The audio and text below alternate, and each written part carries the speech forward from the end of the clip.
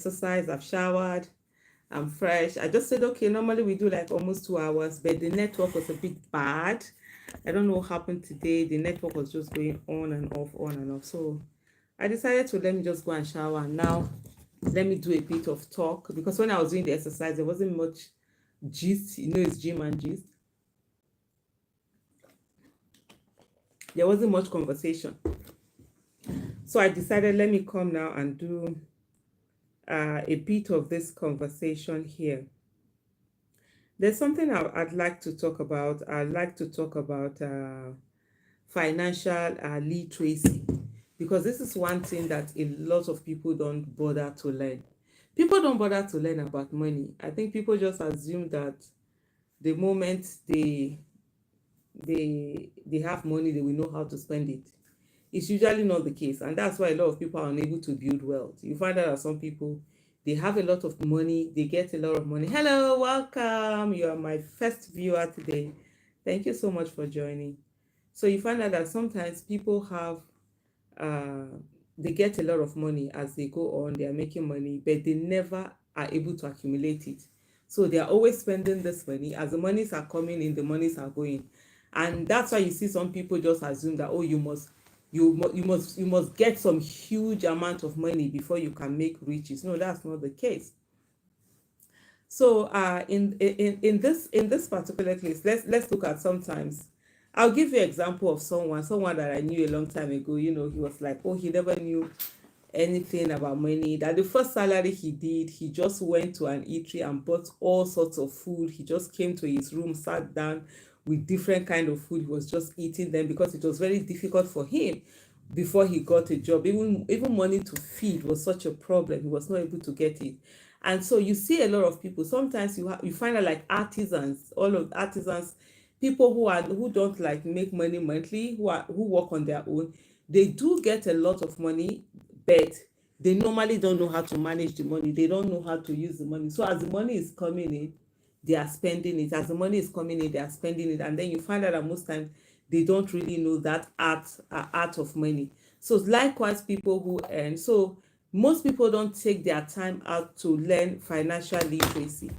There is this book. I've had this book for ages. I'm sure you can't see the title. Even here, I can't read the title very well because the book is so old. It's actually falling apart. I've had this book maybe like close to like maybe over 20 years. I've had this book and I read this book, and I will tell you that the principles in this book helped me a lot. The book is The Richest Man in Babylon. I've taught this book to a lot of people. I've done it. Even if you go on my Twitter handle, you search my name, Aisha Yesufu, you search, just put Aisha Yesufu and The Richest Man in Babylon, you will see where I've done reviews on it. I've done a lot of that, and I think I'm going to start doing one also, maybe once a week. I'll probably will do it maybe on a Saturday or Sundays, where I'll put the date out for, for I have a community. So if you want to join the community, go ahead and join that. Salam wa alaikum salam. And join that community, because one of the things I'll start doing, we'll start reviewing books, and I'm going to start with The Richest Man in Babylon. Books like Poor Dad, you can read it on your own, you can apply it. Yes, The Richest Man in Babylon has the setup is like ancient times, olden days, but if you really look at it, you can apply the principles even today. So that's one of the things I'll be doing, reviewing this book, and I'll just be doing that within my community, because I want anyone who is on it to be someone who is very sure that they want to learn more about the book. And this thing, for me, it's just the basic principles. But for today, what I'm going to be talking about is financial literacy. And according to Wikipedia, I'm going to read from what I have here. Financial literacy is for me, basic. If you ask me what is financial literacy for me is knowing about money, how money works, and how you can make it work for you. That's the basic definition of financial literacy. But Wikipedia says financial literacy is the possession of the set of skills and knowledge that allows an individual to make informed and effective decisions with all of their financial resources. Financial intelligence is that part of our mental intelligence that is used to solve our financial problems. Financial IQ is the measure of financial intelligence. And so, as we are on now, uh, thank you so much, Emeka Ashinobi. Thank you so much. Also, thank you, Hamidu. So, like today I'm going to be discussing something called financial IQ. There are 5 financial IQs as listed by Robert Kiyosaki. The Robert Kiyosaki's books too are also very good, but you have to be able to apply them, especially for us who are in the Nigerian, who are in the sub-Saharan African. We have to, greetings to you, Prince Cross. You have to be able to modify it, because a lot of people read it and say, oh, they don't understand it. But all you need is the basic principles, and you can then be able to apply the basic principle. Rich Dad Poor Dad is also a very good book. I've read that. I think I've read most of Robert Kiyosaki's series, even the one for kids. I bought them for my kids. I bought his game. My kids used to play those games and all of that. And it's very important also for us to teach our children, financial literacy and all of that. So today we'll be talking about these 5 financial IQs as listed by Robert Kiyosaki. One, he said, improving your financial information. Information is the key. Is when the real wealth is information. In this day, information is the real wealth. When you have the information, you're able to take advantage of a lot of things. You're able to use it to be able to earn money. There are certain things that you do. You won't even have the information to read. So these 5 financial IQ, the first one is improving your financial knowledge. The second one is making more money. The third one is protecting your money. After making money, you protect your money. One thing that people usually don't do is that they don't protect their money. They just allow their money. Any scheme that call MMM, they will jump in and do it. Any kind of investment, they will just put their money in. I find a lot of people for years, people have said, oh, Aisha, I have certain amount of money. Where can we invest in it? Can I give it to you to put in? I'm like, no. And when I say to them, first of all, go and learn the knowledge. People don't want to learn knowledge. People don't want to learn. People don't want to acquire knowledge. They don't want to get it. They just want to put their money somewhere and make money. So, protecting your money is very important. And then budgeting your money, that's very key. Because at the end of the day, what usually happens is that people just spend of their money like this. It's coming in, it's spending it, because you have no budget for it. So you don't have control, and then you keep going. But if you have budget for your money, and you know that the budget for so and so is this amount, if it's finished, it's finished. You're not going to use it. For example, charity, every month you get your salary or money you make, and then you budget certain percentage of it for charity. If it's gone, it's gone. Anybody coming to ask you for money, you're like, oh, okay, sorry, I'll wait till I've exceeded my limit for the month. So they either wait for next month or whatever or however. That's that thing is very important. And then finally, leveraging, your money. So we'll start by looking at improving your financial information, right? Emeka, amen. And you too. Thank you so much. Well done. So we'll start by looking at, improving your financial information. Like they said, money is one form of power. Financial education is where the real power lies. You must have a knowledge of money. Many people do not have knowledge of money. And today's currency is actually information. Like I said earlier, when you have the information, then you have everything. It can come, it can go. You can have an information that maybe in the next 24 hours, it's over. It's no longer valuable information. You can have an information that if you make use of it now, it becomes something else. For example, let me give you an example. I live in Abuja, right? And there are some, like here, was it yesterday? I was in a vehicle with someone I would travel, and then he was discussing, oh, there are some roads that they want to do in certain area that they've even started those roads. You see, that's information. And I'm like, oh wow, that it would be good to go and buy lands in those places, because development is going towards those places. So if you buy land early enough, they are relatively cheaper. You can sell them later when they are more expensive. You can decide to build houses there. You can build there. You see, that's information. Those are the kind of things that information does. Because it's not information, you use it, you utilize it, and be able to get, something very good out of it. Many people believe it takes money to make you rich. This is not true. It's not gold stocks or real estate that make you rich. It is what you use of them and how you use them that makes you rich. it is your financial intelligence that makes you rich. So if you have money, you don't know how money works, you don't know how to use money to work for you, you really will not be able to get rich. Money is called currency, right? So in 1971, the United States of America took money off gold standard. So what gold standard meant before, when money was on gold standard, it meant that if you have one, for example, $1, that your $1 was worth $1 of gold in gold, right? Was backed by gold.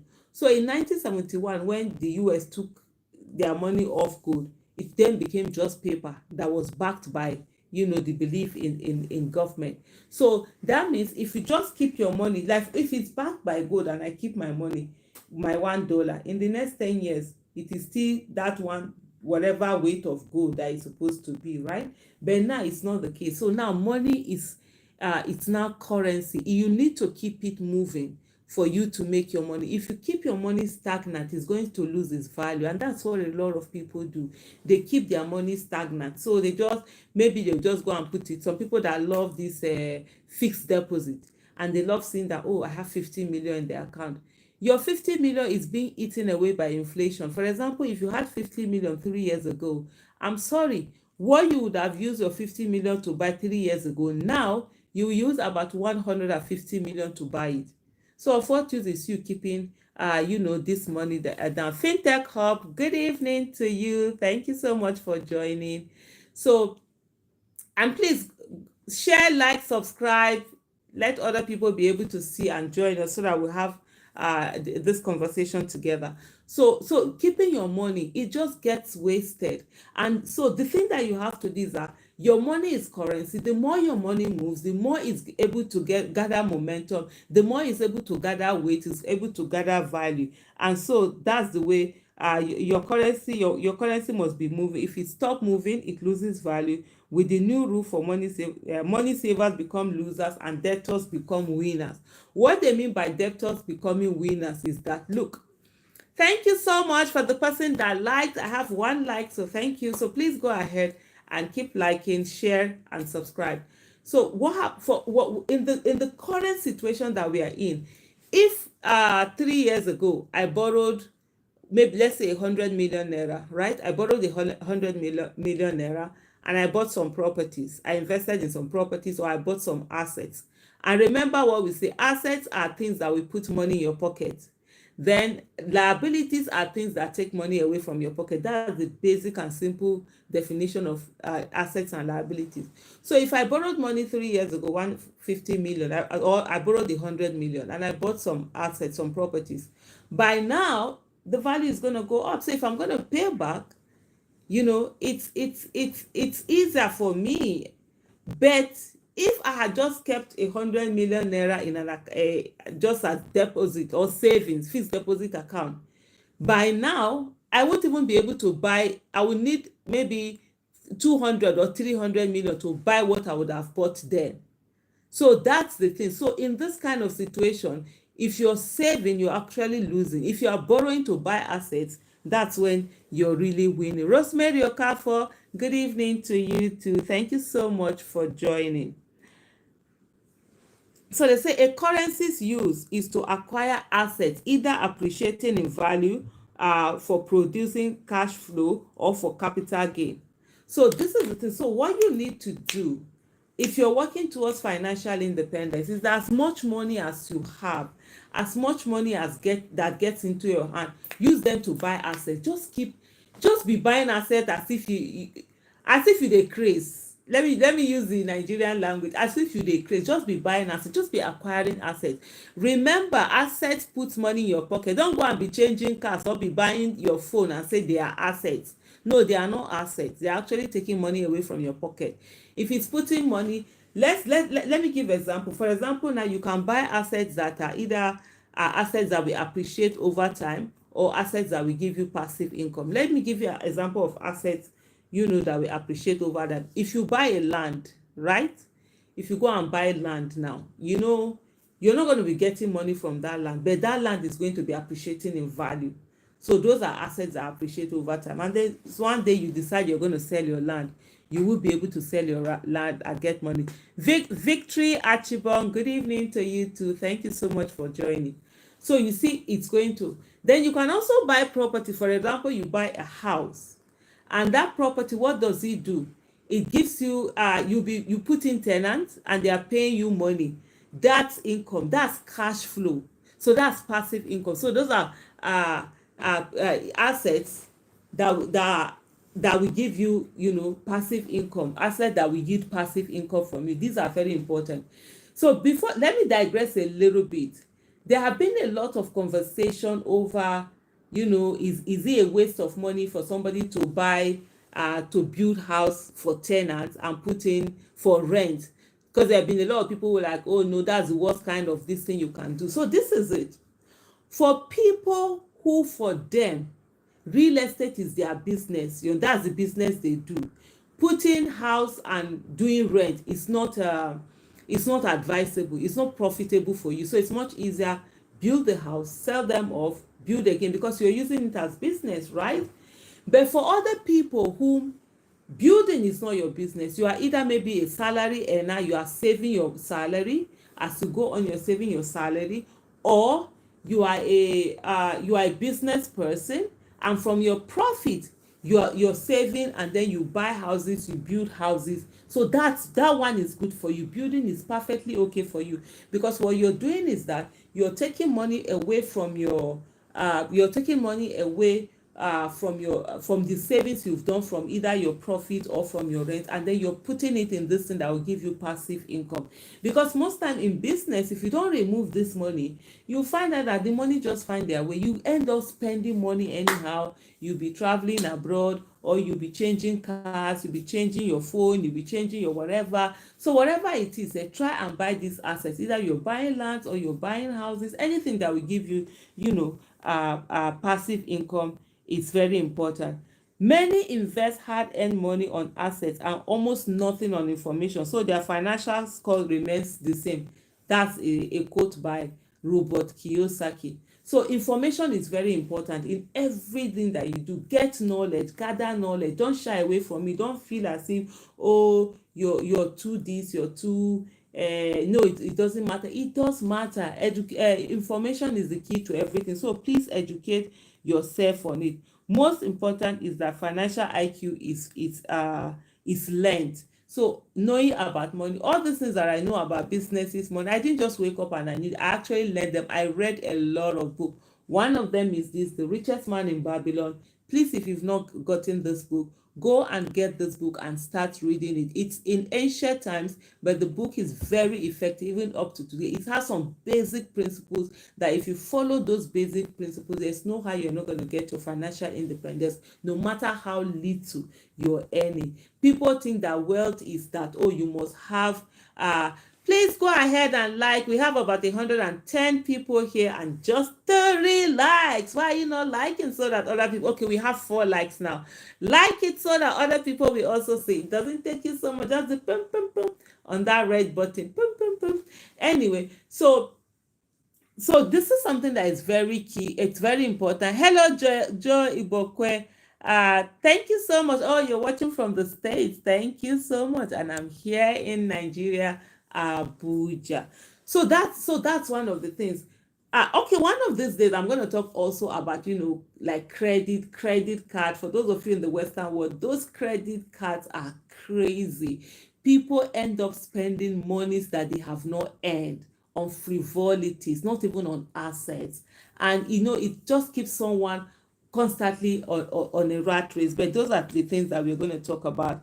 So we are talking about the 5 financial IQs as listed by Robert Kiyosaki.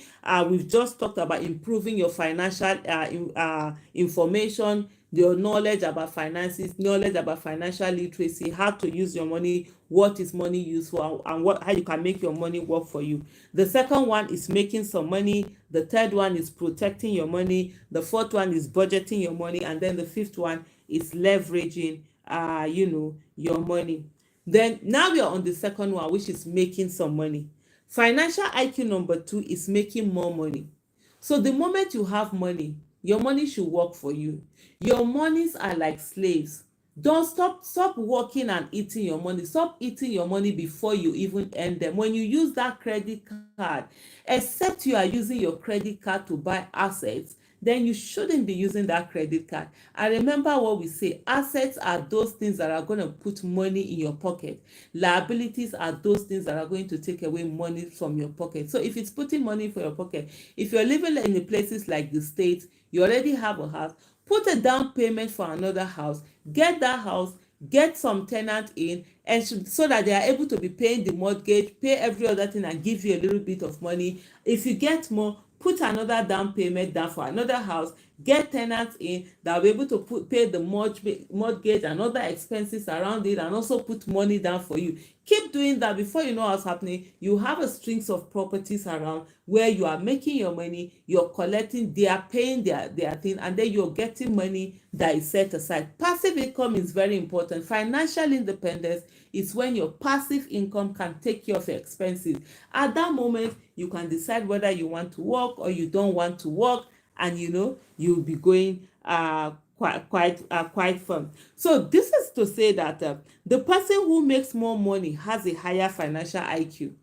You understand? Because it's all about making more money. The person who has the knowledge, remember the first financial IQ is you getting the financial information. The person who has the knowledge will be able to utilize the money than the person who doesn't have the knowledge. You can be earning the same salary, but somebody else will have more money. It's not that they are not stealing.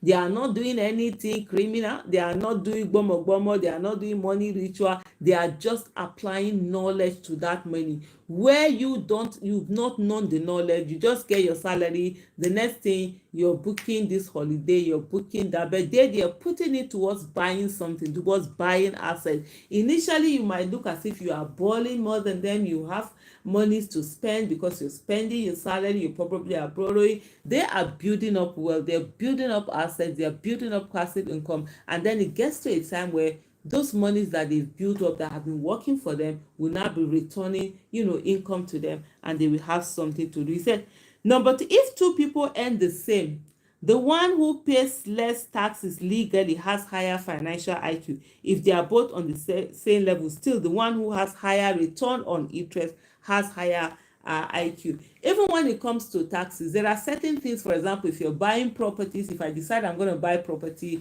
or I sell this property to buy another property, there's less taxes that you're going to pay. There are certain tax breaks that you're going to get. So the person who is able to utilize, that's why sometimes they say, oh, the rich are getting richer, they are not paying as much taxes as but the one who is waiting on just salary, the moment the money is coming, they tax you heavily. But by the time you have certain money, you're buying properties, you're doing all of that, you sort of like get a bit of a break. And one important thing also that people don't understand is that it's not your employer's duty to make you rich. It's your business.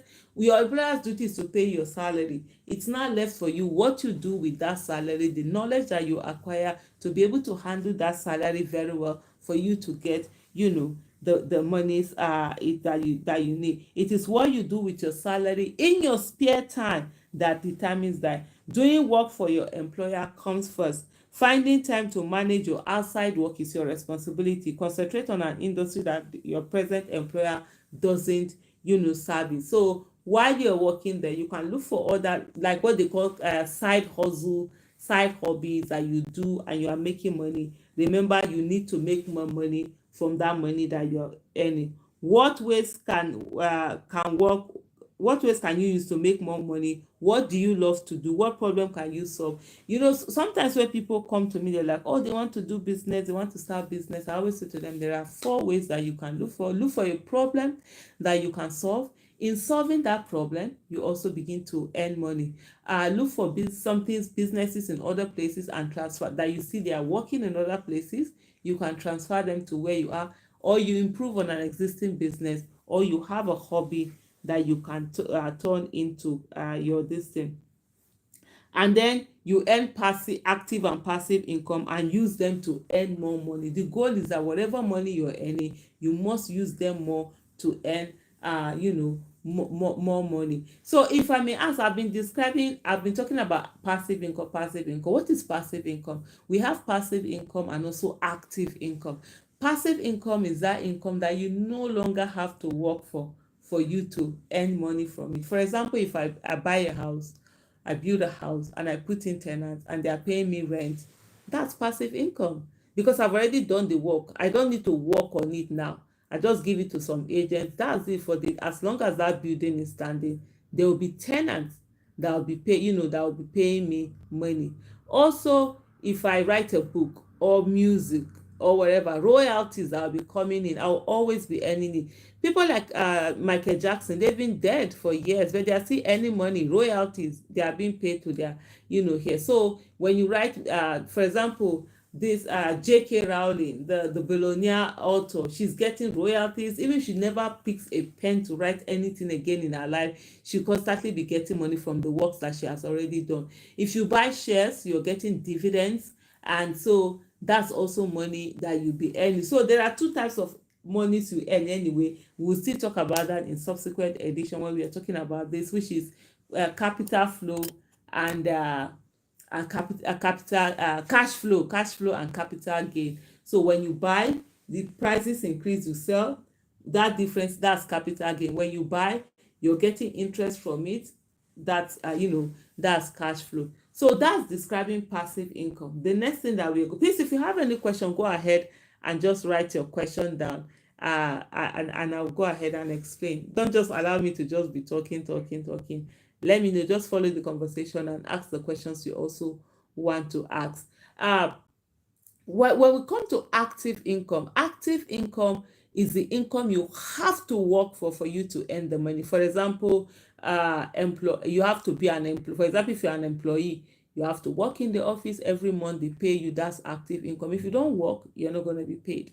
And so be a business person also, when you make your profit, you're making your profit, that's also active income. Although some people sometimes mistake your business, when you are self-employed, they think, oh, now it's passive income. No, it's still active income. If you're not doing it, you're not going to make money. So anything that you have to work to make money, you have to do it to make money, is active income. When you no longer have to do it, like whether you're sleeping, whether whatever happens, the money will be coming. That's the one that is passive income. And of course, I've explained sources of passive income to you, things like salaries, things like business, profit from business, and then of course sources of passive income. We have things like rent, royalties, dividends, and then if you are sleeping partner in a business, you just give someone money for them to be doing business and giving you the money. That's also that's also passive income.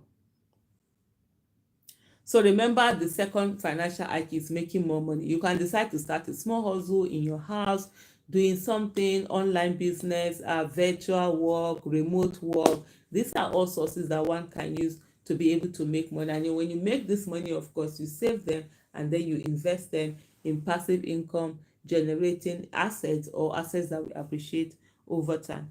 So after making more money, what's the next financial IQ that, according to Robert Kiyosaki, that you need to apply? Is to protect your money. A lot of people don't protect their money. You see somebody, oh, they made some money, then they bring to them some fancy investment, they pour all their money in it, the money is gone. You're like, why are you suffering? You suffer, you make so much money, and then you don't protect your money goes away.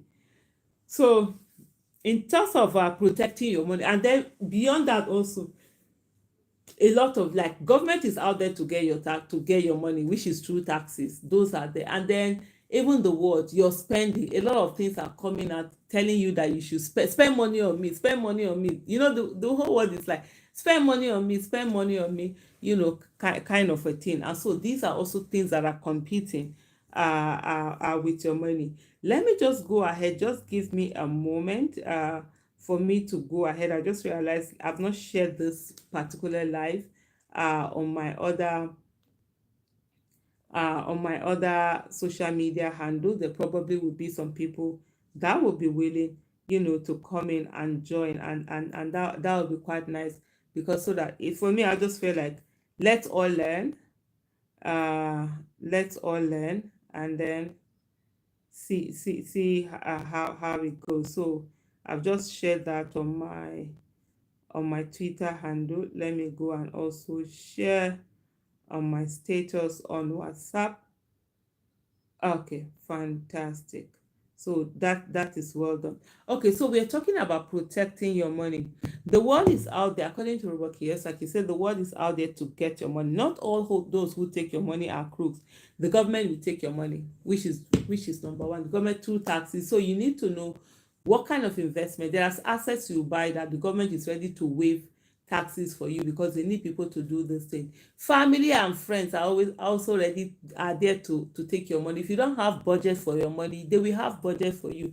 This one will come with this sub story, especially the black tax is there, and then all sorts of things. People will want to collect money from you, borrow money from you, take away money from, and even you yourself, you are out there to take money from you. You have to protect your own money from yourself, because you know what, before you know what's happening, you're spending. You go online, oh my goodness, this thing is so cheap, oh my goodness, this thing is so nice, oh my goodness, and you're buying it. You have a lot of things in your house right now. If you were currently in your house, and I say just walk around your house, you see a lot of things that you've bought that you've never used, because you didn't have any use to them, but because you went online, it was like, oh, this is so cute, oh, this is so nice, oh, this is so cheap. Especially those cheap things, when they say, oh, they are doing sales, you go and amass a lot of things that you don't need, and at the end of the day, it now becomes for you. You just spend those money you shouldn't be spending. So you have to protect your money from even you yourself. Find ways to legally pay less in taxes. Protect your money from inflation. Inflation is crazy. It will rob you of your money. So as much as possible, don't leave your money in cash. Don't save in cash. According to Warren Buffett, the weakest form of investment is actually cash. So don't leave your money, in cash. So protect your money from your spending habits, your wasteful spending habits. You see some people, they bring in things to your office, they tell you that, oh, buy now, pay later, pay three. It's all crazy. Don't protect your money from your spending habits. Don't buy things you don't need. Always do the need or want test before buying anything. Before you buy anything, ask yourself, is it a need or a want? If it's a need, buy it. If it's a want, forget about it. A need is something that you absolutely must have, that is a necessity of life. For example, rent. If you're living in a house, you need to pay rent.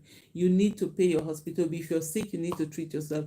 You need to pay the insurance on your car. You need to buy fuel in your car and go. Those kind of basic things. You need to buy food. But also, the food also, there is a place where the food becomes wants. And then there are other things that you don't really need them, but it's just that, okay, you feel like doing them. So you need to tell yourself, no. If you're going to buy that handbag, you need to ask yourself, is it that you don't have any other handbag at home? Why are you buying handbag now? If you're going to buy a pair of shoes, ask yourself, do you really need this pair of shoes? Have you worn all the shoes that you have at home? These are the questions that you need to do to be able to do your, need and want test. And then the other thing, don't compete with others. This is the way you have to protect your money from yourself. Some people are always competing with the Joneses. I've seen somebody change their car. Oh, I'm going to change my car. Oh, I'm going to change my phone. Oh, what would they say? Stop it. You have your life, they have their life. It's not the same thing. Do you and let them do they. And so stop competing with others, and also don't try to impress others. Don't try to impress. Nobody is impressed. You go and spend so much money on buying a handbag you cannot afford, just so people will say that, oh, she's carrying a Birkin bag. Birkin. I can tell you, most of us, we don't even know what Birkin bags looks like.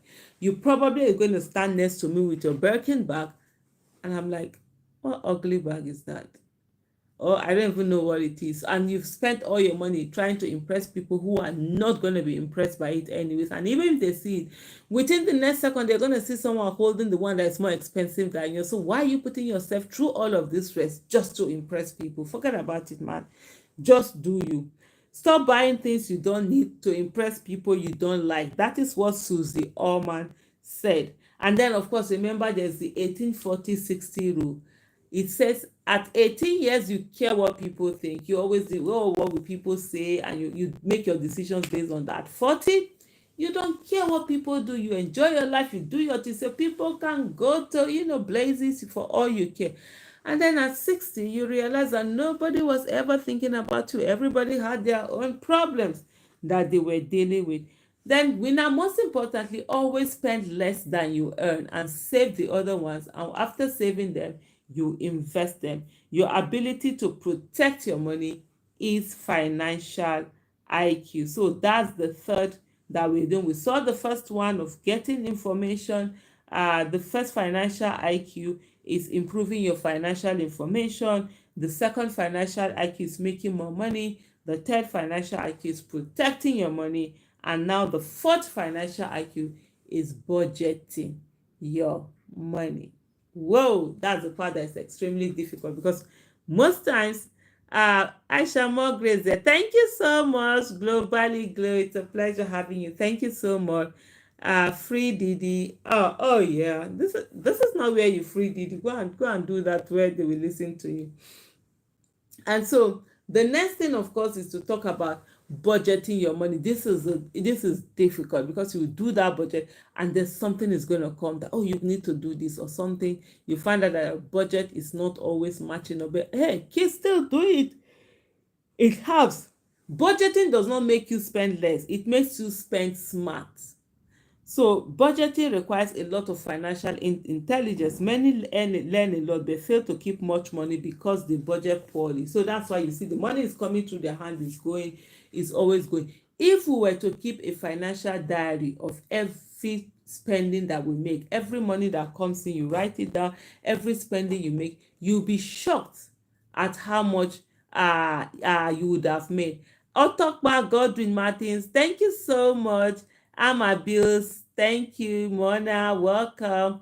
Toluwa Lokpe, you are really on point. I appreciate your effort. Thank you so much for joining. And please go ahead, like I said, and if you have any question, put it out there. I will really love to answer there. So budgeting, a lot of people earn money, but they don't know how to budget, and this money keep going. If you don't have plan for your money, others will have plan for your money. I'm telling you, and your money will even have plan for itself. And you'll be wondering, you're working so hard, you're making so much money, but you're always in the rat race. You're always looking for money. You're always barely making ends meet. It's because you're not budgeting your money, you're not acting smart, you're not thinking smart, you're not improving your financial IQ, you're not protecting your money, you're not making more money, you're not gathering information. You need to do all of these things. Full media technology, amen. Thank you so much for joining. So first thing in budgeting, right? When you're talking about budgeting, the first thing that you need to do is to write down all your sources of income. Yes. So not just salary. So maybe you do salary, maybe there are remote jobs you do, maybe there are people who give you gifts, maybe there are certain whatever you earn. Write all your sources down, your income down, your sources of your income. And then the second thing you do is to make a list of all your expenses. Macarius Carries, thank you so much and welcome. Thank you for joining. Welcome. So also write down all your expenses that you can think about. Put them down. Your expenses, write them down. Put them down. And then so now you have your money. You now do what is called you do a mapping. You do a budgeting of how you're going to spend that money. Thomas Tucci, welcome from Somalia, and I'm here in Nigeria, Abuja. This is the beauty of technology. Different people from different parts of the world can always come together. So you come down. So when you invest your expenses, there's what they call essential expenses. These are your needs. Then discretionary expenses, these are your wants. And then you have savings, pay yourself first. One of the things that people forget to do when they earn money is to pay themselves. They will pay everybody. They will pay their landlord. They will pay their mechanic. They will pay the people they are buying food from. They pay the people who pay everybody, but forget to pay themselves that did the work. So you must always pay yourself first, and that's where you put as savings. And this pay yourself first, it's not for you to save it and one day go and blow it on holiday. No, it's for you to invest it, and you should invest it in passive income yielding investment or investments that appreciate over time. Savings requires us not to get things now so that we can get bigger ones later. That's what they call what's the name again? Instant gratification and delayed gratification. Hello, okay. Hello, fan zone. Uh, Thank you to Samuel. If I see you, welcome, Christopher Lani. Thank you also. Thank you to you too. Oh wow, I'm so happy that you find today's discussion, very, very useful. So make savings a priority. Saving is the easiest way to accumulate wealth. I'll tell you, if you really want to accumulate wealth, if you want to be financially independent, you have to learn the art of saving.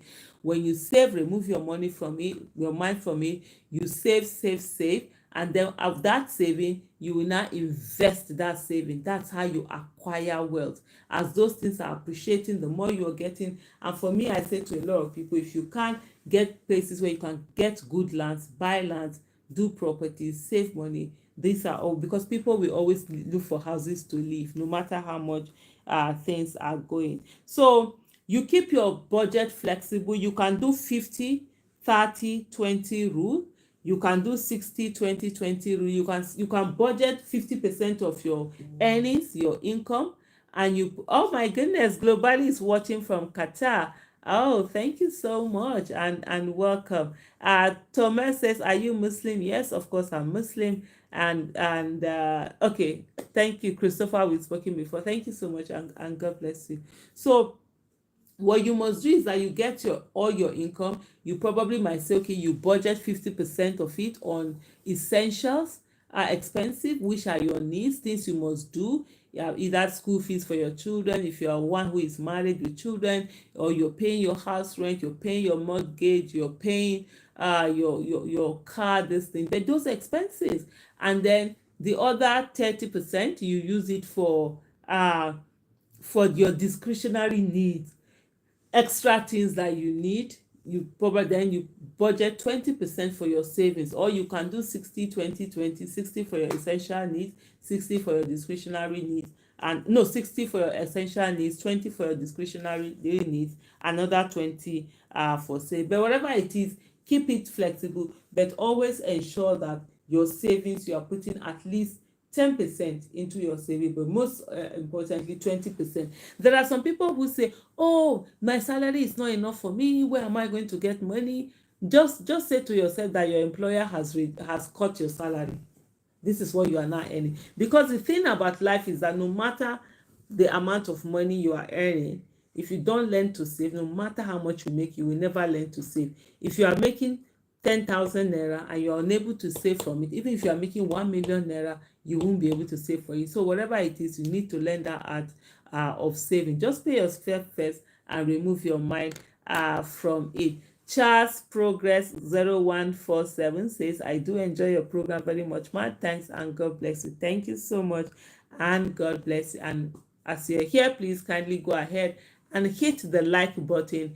It helps to for other people to be able to see this so that they can also learn from it. So you see, that's how you do your budget. But you initially, if you don't really do budget before, when you start, you might not you might find it a bit difficult. Don't worry, even if you don't follow it, just keep going with it. Even if it's little by you do, as you go on, you now become more used to the budget and staying within budget. Then the next thing that we're going to talk about is leveraging your money. This is the final IQ number 5. Remember what we said, the first IQ is about information, getting information, having information. The second financial IQ is making more money, and then the third financial IQ is protecting your money, and the fourth financial IQ is what we just talked about, which is budgeting your money. The fifth financial IQ is leveraging your money. Now you have your money, you've earned the knowledge about money, you've made more money, you've protected your money, you've budgeted your money, you have some savings. How do you leverage your money? That's very important. Mary, thank you so much for joining. Emeka, Thank you too. Thank you, my brother. So now is how do you leverage your money? That money that you've made, how do you now make it to really work for you in wealth? And the beautiful thing I can tell you, cash is king. When you have savings, you have money, you can easily take advantage of certain investment. Please help us like, please go ahead and like. We have just 8 likes and we have 146 people who have joined the conversation. Hey, if you like the conversation, just hit the like button, the share button, the subscribe button. That's going to help so that we get pass the knowledge also to other people. And I have a lot of videos. If you type on my video, type on my channel, type financial independence, you'll be able to get a lot of videos I've done before on all of these issues. But sometimes people are not interested in learning. That's the thing that I find so puzzling. But hey, we need that knowledge to be able to build the things that we have. So if you when you save that money, you have money. Sometimes you can take advantage. Sometimes there are people who want to do, they call them distress sale. They want to sell off their property or they have something. And then guess what will happen? You are able to take advantage of that.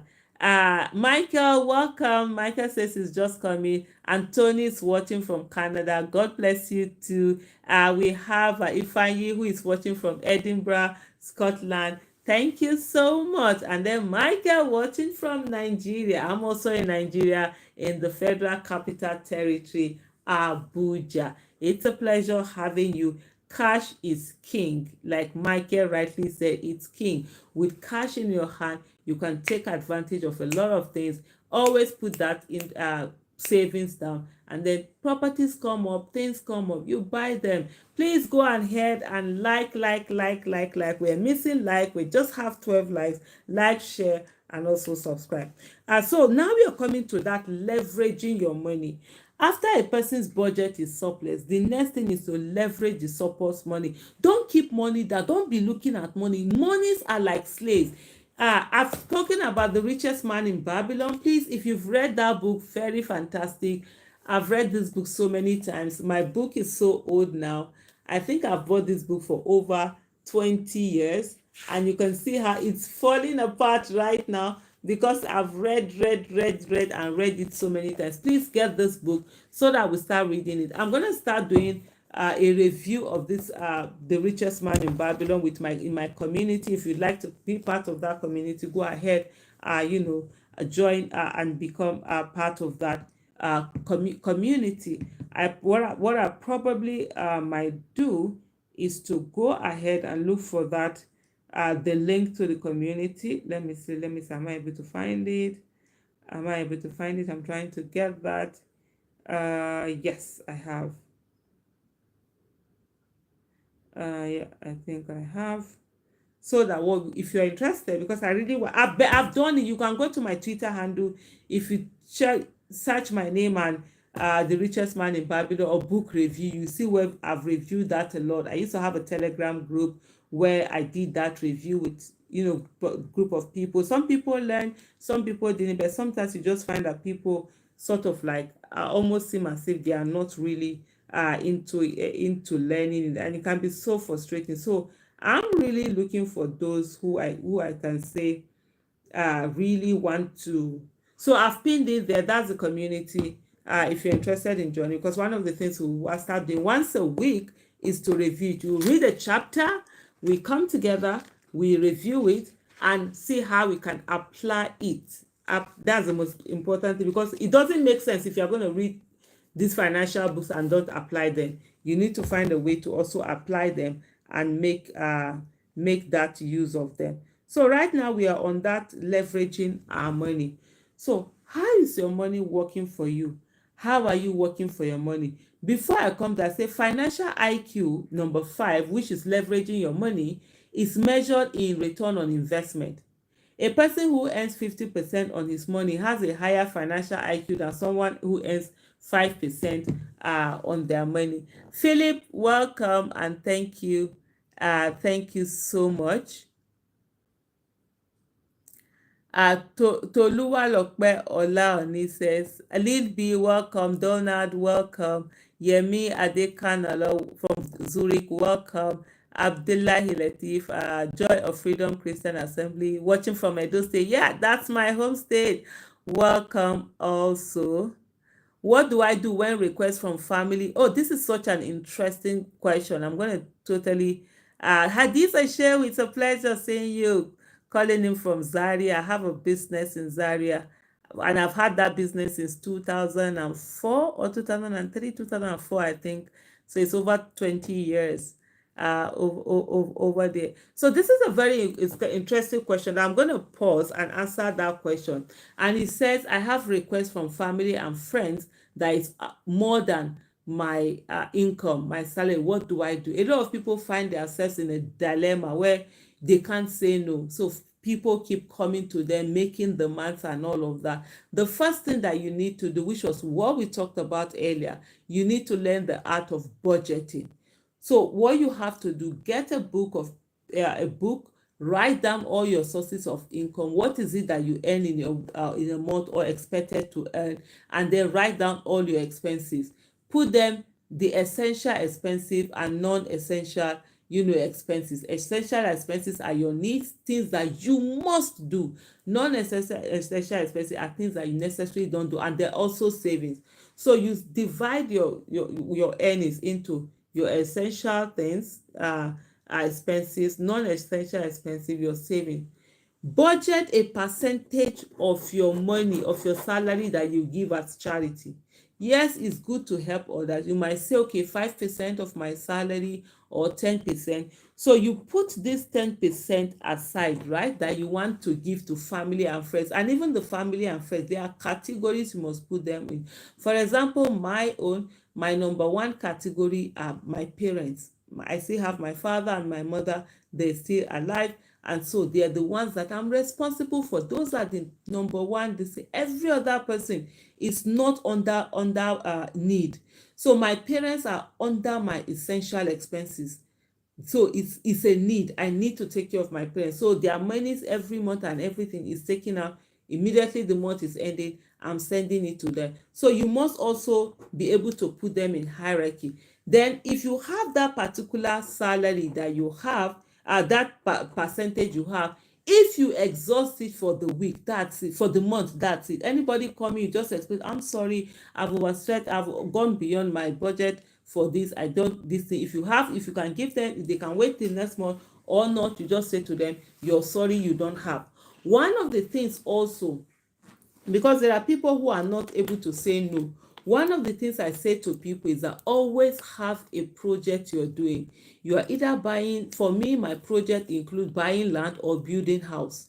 So either one of these, when you're doing such projects of acquiring assets, in short, you borrow money to even acquire those assets.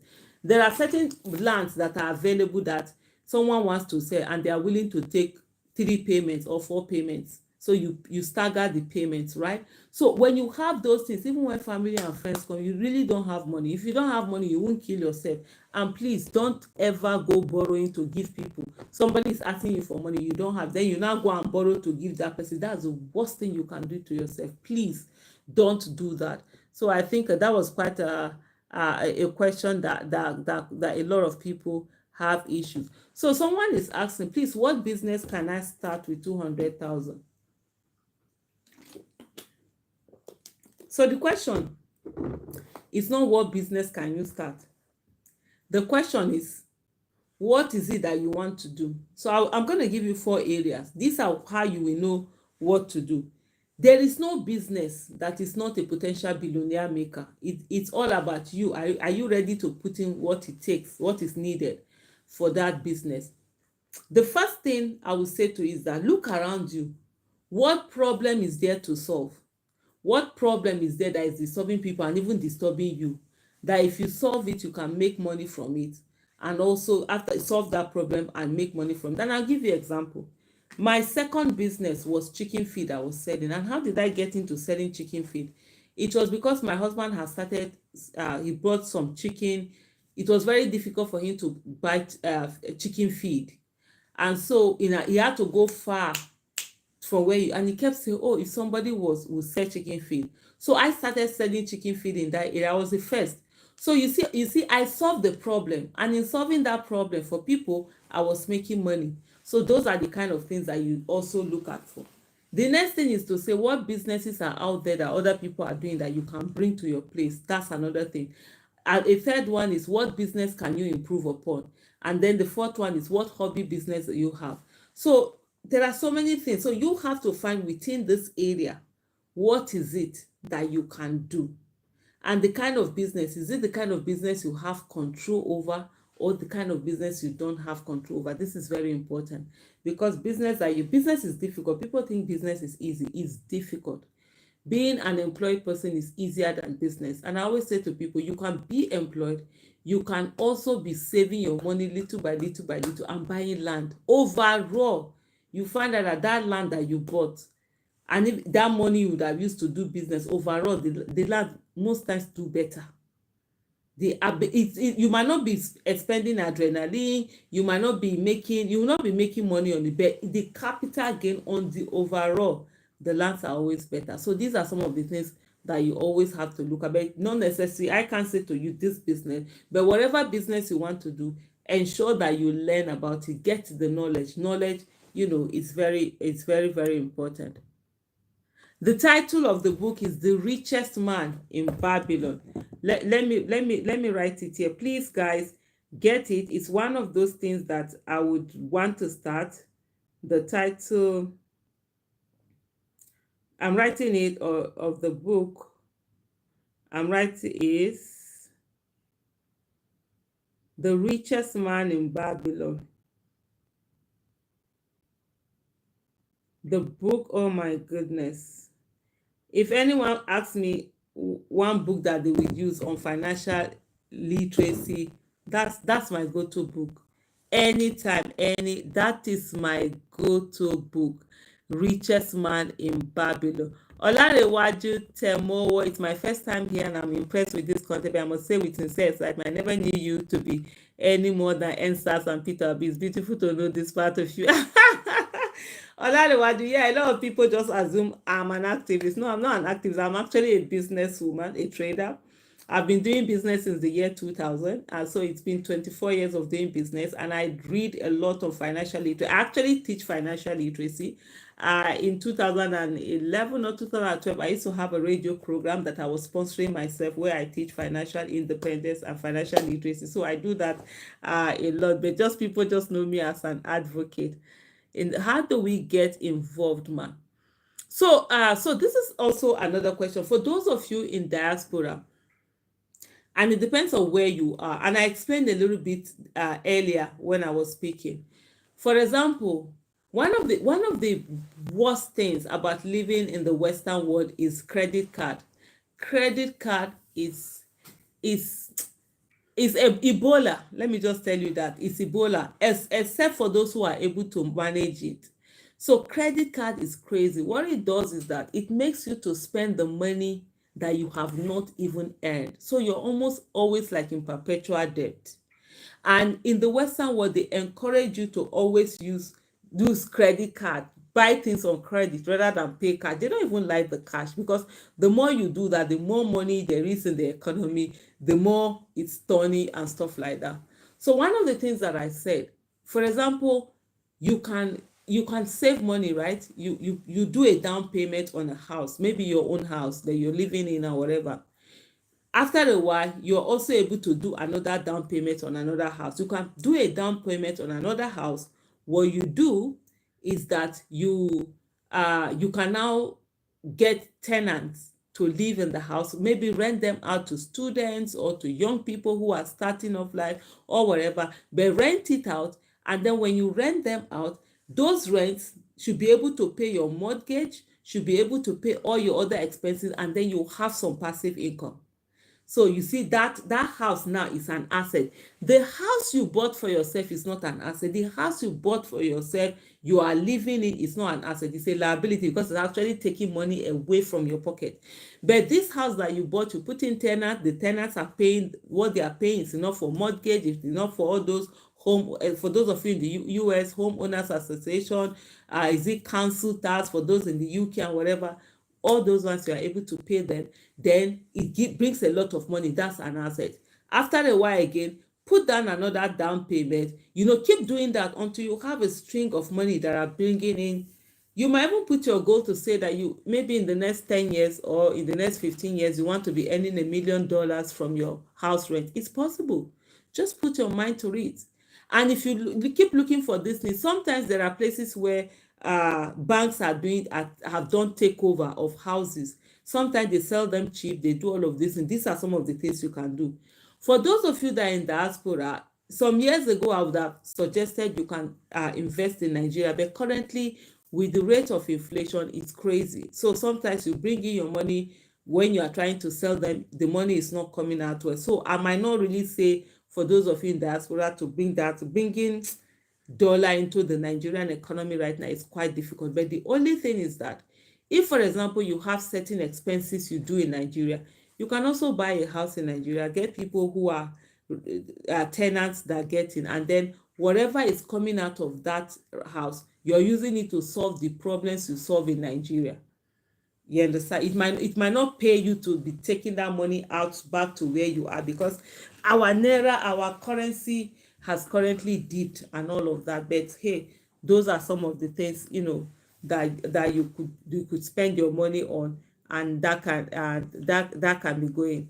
Anthony Obidima says, Aisha, can I invest in treasury bills? Yeah, treasury bills are there. They will always pay. But the thing is that for me, the worst kind of investment is always cash. Yeah, this is not cash. You have to now be able to gauge the inflation and the interest you get. Is it worth it? So those are the things that you do. But treasury bills are the ones that no matter what, they're going to pay your money is not going to get lost. That's the good thing about treasury bills. They are very safe. Even if Nigeria is collapsing today, when they sell the pieces of Nigeria, they will pay you guys your monies first before any other thing. So treasury bills are very safe. And then the fixed interest that you get. But hey, you do your calculation. Whatever interest you are going to get, is it going to be commensurate to the inflation? What inflation is going to eat out of it? Yeah, so those are the things that you're also going to calculate and put into consideration. Yemi, thank you so much. I thought people's disposable income had dried up with the advent. Well, disposable income will always be disposable income. And yes, disposable income has reduced. And so that's why a lot of the circular flow of income has been affected. So businesses and people don't have enough money to be able to buy things from companies. Companies are folding up, and as they are folding up, they are sacking workers, and then people are so less money is in the hands of people. But having said that, is to say to you also that in everything that you're doing, if savings is part of your culture, whatever situation you find yourself, you feel find time to save and put it. And this is the time, if you can actually get credit, if you got people that will give you credit. For example, if your company do credit to their employees, staff, whatever, staff loan, collect those loans and buy assets. There are a lot of assets to be bought out there. There are people who are selling their assets. Maybe they want to jackpot. There are people who just want to whatever. So this is also the time that you can take advantage and be able to do things. So thank you so much. Let me quickly talk about the fifth financial IQ, so that I will now concentrate on answering the question. So the fifth financial IQ, to answer also some of the questions that I'm seeing here. Please don't forget to share, like, subscribe. Our like is just 19. We can take it up to 150, right? We have 155 people. I know it keeps going up and down, 200 comes down. But hey, why don't we make it 150? So if you've not liked, just tap the like button so that other people can see it and they can also watch and learn from it. How is your money working for you? That's the thing.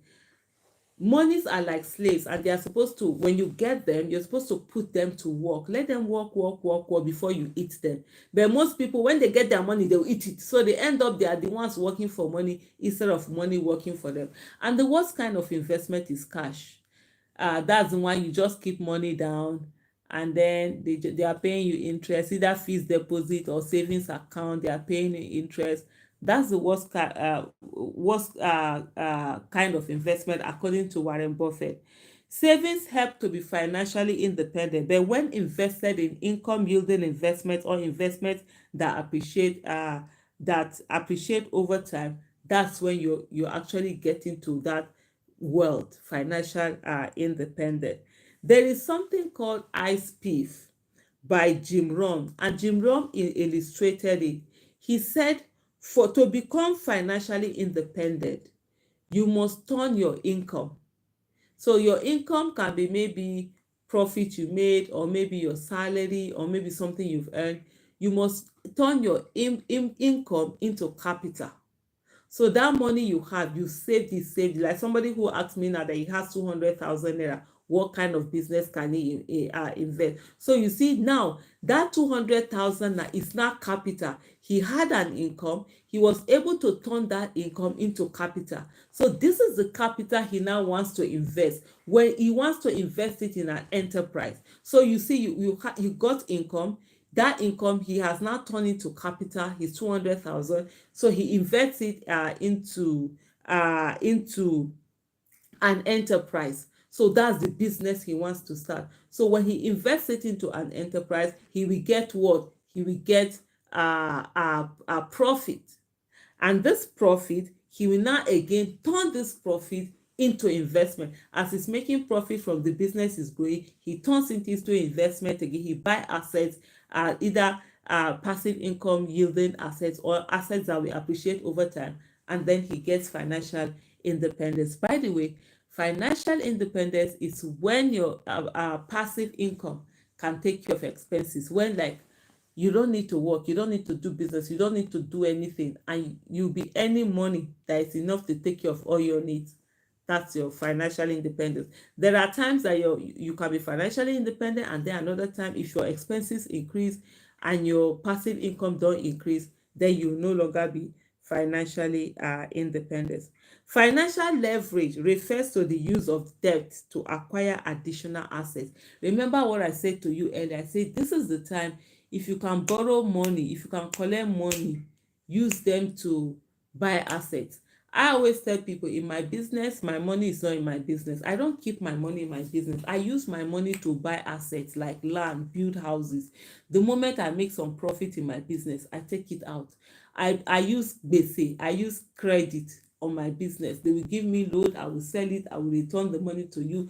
I'm not leaving my money there. If you leave your money there, you will not see this money to just be going. But if you take the money out, go and put it somewhere else. Like they say, business makes you rich, real estate makes you wealthy.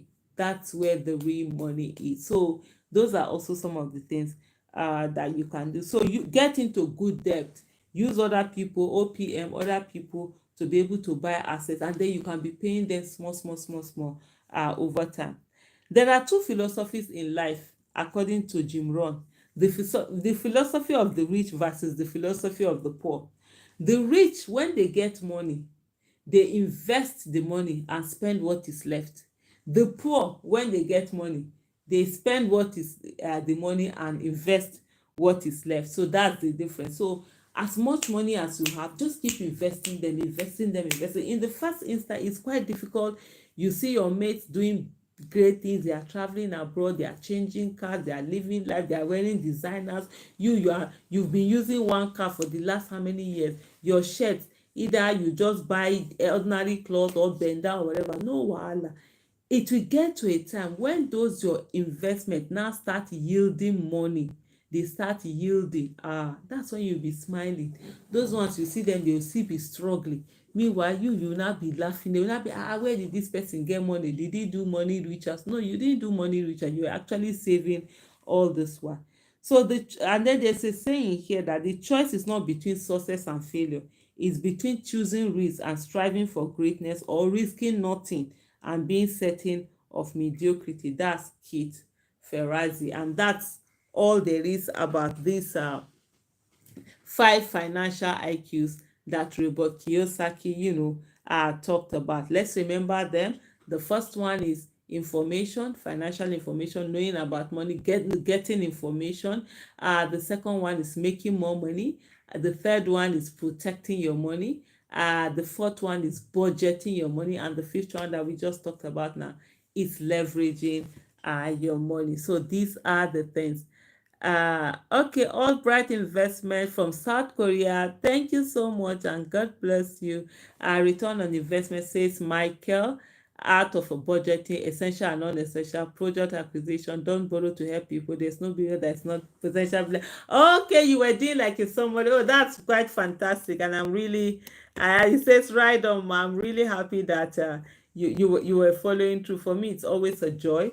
I love to teach financial literacy and how people can be financially independent. For someone like me who growing up poor, I didn't have any rich uncle or whatever, rich auntie, rich people to help. I didn't have any inheritance to see or anything that was given to me. I'm a first daughter, I'm a first child. And in an African context, first child, first daughter, you have siblings that are given to you that are your children, they are not your children, that kind of thing. So it was, for me, something that was really very important for me to work towards my financial literacy. And I always say to people, I've never done government contract or any big contract or something that you got money that hammer. I'm a businesswoman. I've been selling, I buy and sell little by little. I save, I invest in lands and properties. That's what I've done. And I actually became financially independent before I started speaking on Nigerian issue. That's why I can look at anybody's face and say anything to them, because, hey, by the grace of God, I don't need your name. I'm not going to come to beg you for contract. I'm not going to beg you for this thing. My youngest child is 22. They are about rounding up school. So that, and it helps. You are able to have more freedom. You're able to protect your integrity, your character. So whatever we do, please, let's try as much as possible to work on our financial independence. It's difficult. It's like losing weight, but with discipline and perseverance, you definitely will get there. William says, well, I'm so much happy to be here with our great mother Aisha. Oh, thank you so much. First time of being here. I'm watching for Accra City in Ghana. 100% obedient. Thank you. Eukarya, it's a pleasure saying you're stretching it further. How do we in the UK get involved in business opportunities in Nigeria, considering the level of illegality and corruption? Honestly, there's a lot of illegality and corruption. Honestly, I don't know if I would advise you to be in UK and be doing business in Nigeria, because there are many opportunities, but most times for you to get an honest staff is always a problem. And so most people, they invest and their investments go away. The only other thing I would say to you probably is that you could, and that's what I'm saying. For me, I'm a bit like, okay, is it financially sound? Some years ago I would easily have said to you, come to Nigeria, look for houses, buy properties and get people to rent. But now, because our money has been so devalued, by the time you bring your pounds and then maybe you want to take it out, the difference now is crazy. Except if, for example, the money you're going to be used is going to be used in Nigeria. So that's a bit different. So I could say maybe look for places. The only business I can really guarantee you is look for houses to buy and put tenants in. So, but you can do that in the UK also. You can invest that in the UK. Like in the UK, it's even easier because you don't have to pay all the money. All you need to do some down payment and get places where there are students. There are a lot of schools in the UK, a lot of universities that people come in, get places you can get this as accommodation, maybe three bedroom, 4 bedroom, 2 bedroom that students can be sharing, and then you get that. But if you still want to insist in Nigeria, I would say I would rather you do property, because business, you are not there to look after it. Wallahi, they'll be eating your money, except if you have a God-fearing one, people who are really honest, then that's the one that will help. But otherwise, I would say just invest in the UK. You can invest in properties in the UK also. So you keep doing this, you put the down rent, and so make sure that by the time you calculate it in a way that when they're paying their rent, it's enough for you to pay you're not even the one to pay council tax. They are the ones to pay council tax. Yeah, it's enough for you to pay your mortgage and maybe other expenses, maybe repairs of the house. Just give the house to agents. But if you still want to insist in Nigeria also, it's one of those things that you can do. But make sure you're getting, the right kind of people that will give you that. In terms of renting of house, like you give to tenant, I don't know whether it goes like that in UK, the increase, but in Nigeria you can be getting your rent and then the value of the house is also increasing. When you give your house for property for rent, you're actually making like two money. You are getting cash flow, and then there's also capital gain. So like it takes a while. Maybe what you're earning, your return on investment, how much would that be? If for example maybe like 10% or more, I'll give you an example now. I'll show you something. For example, I have a particular, let me go and look for the picture. What's this? I'm trying to.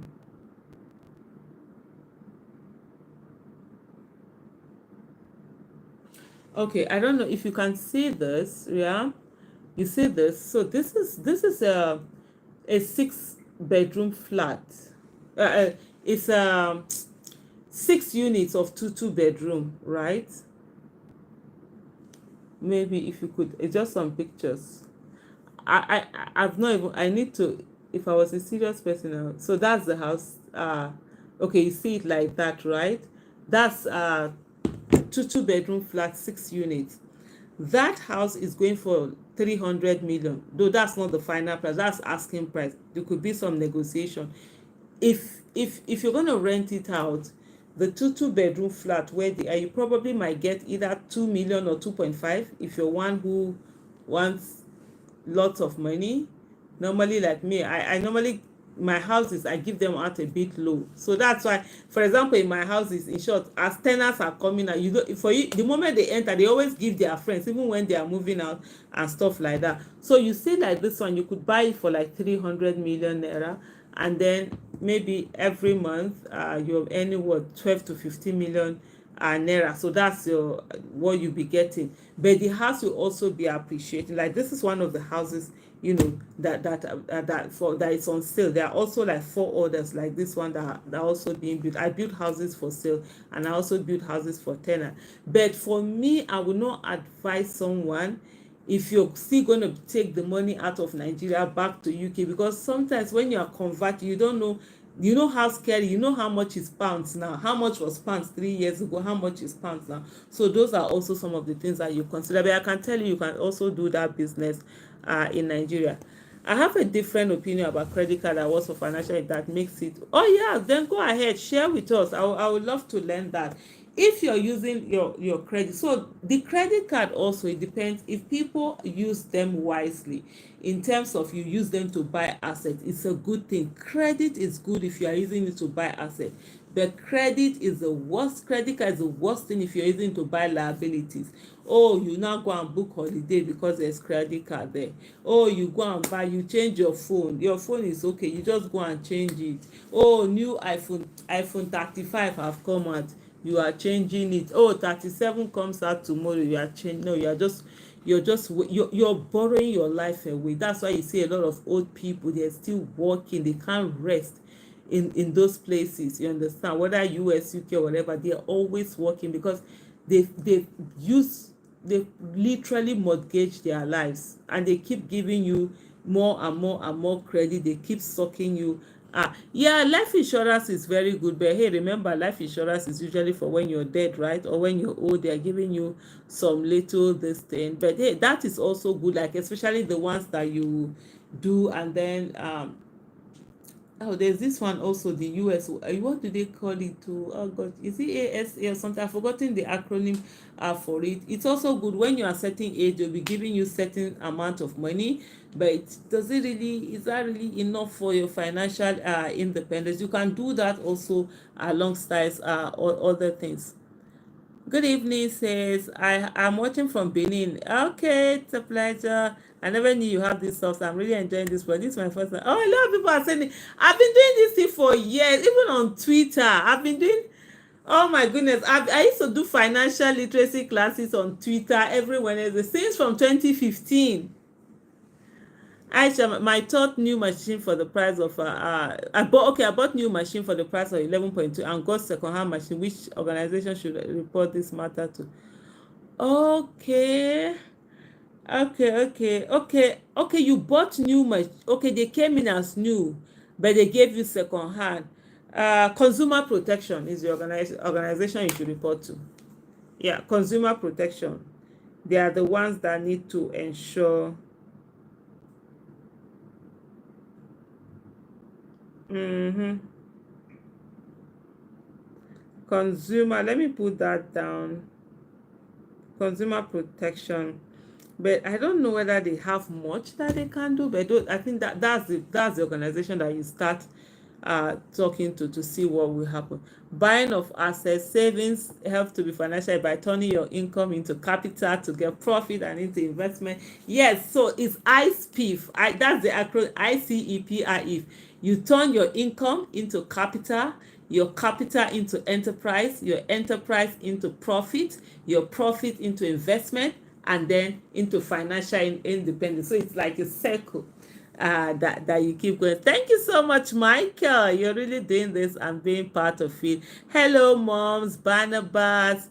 I'm doing great. Bayo, madam, all of your people taking on board are fine, but are these realities in an unstable economy such as Nigeria? Not being pessimistic, but considering the trend of money. So this is the thing.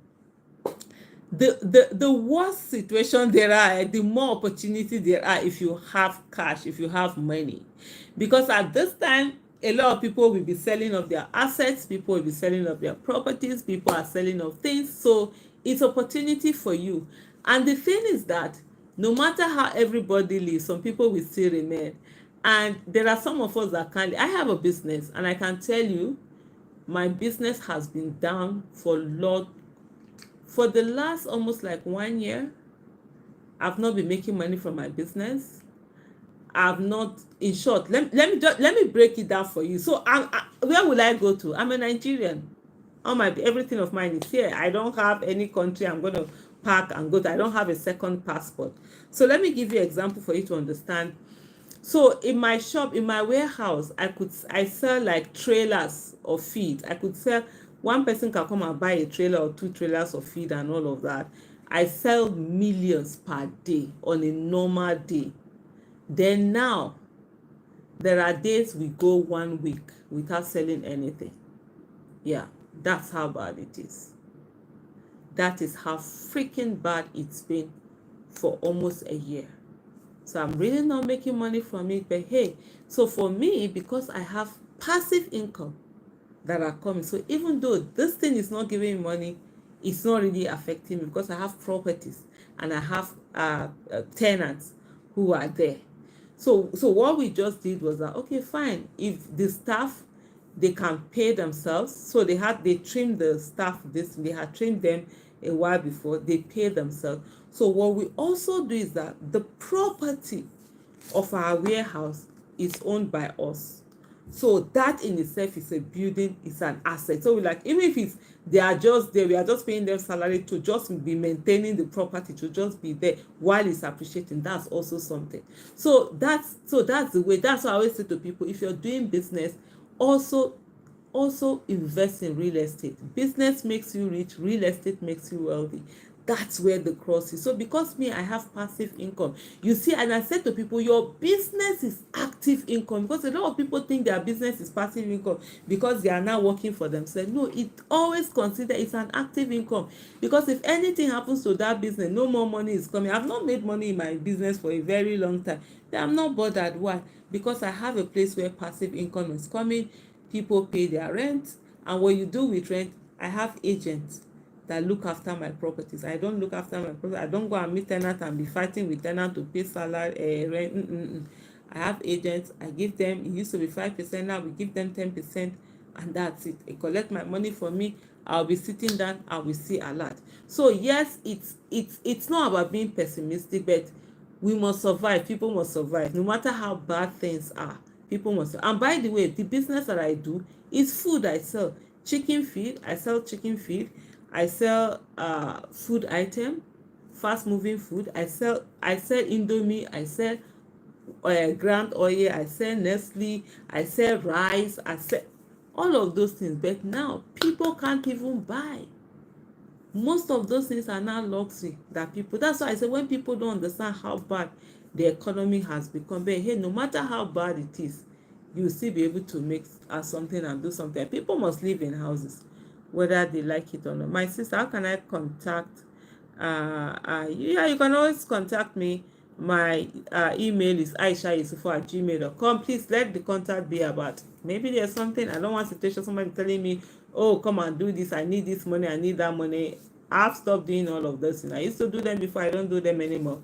I'll tell you, just simply go and meet your government, because we cannot continue to subsidize people's refusal to hold their government accountable. Phil Chinonso, thank you so much for coming over. Marian Jibri, watching from Zaria. Well done. I was a student in Zaria in 1994, Ahmadu Bello University. Salute, Madam. What's that? Savabia? Savabia Mercy? Do I remember any French?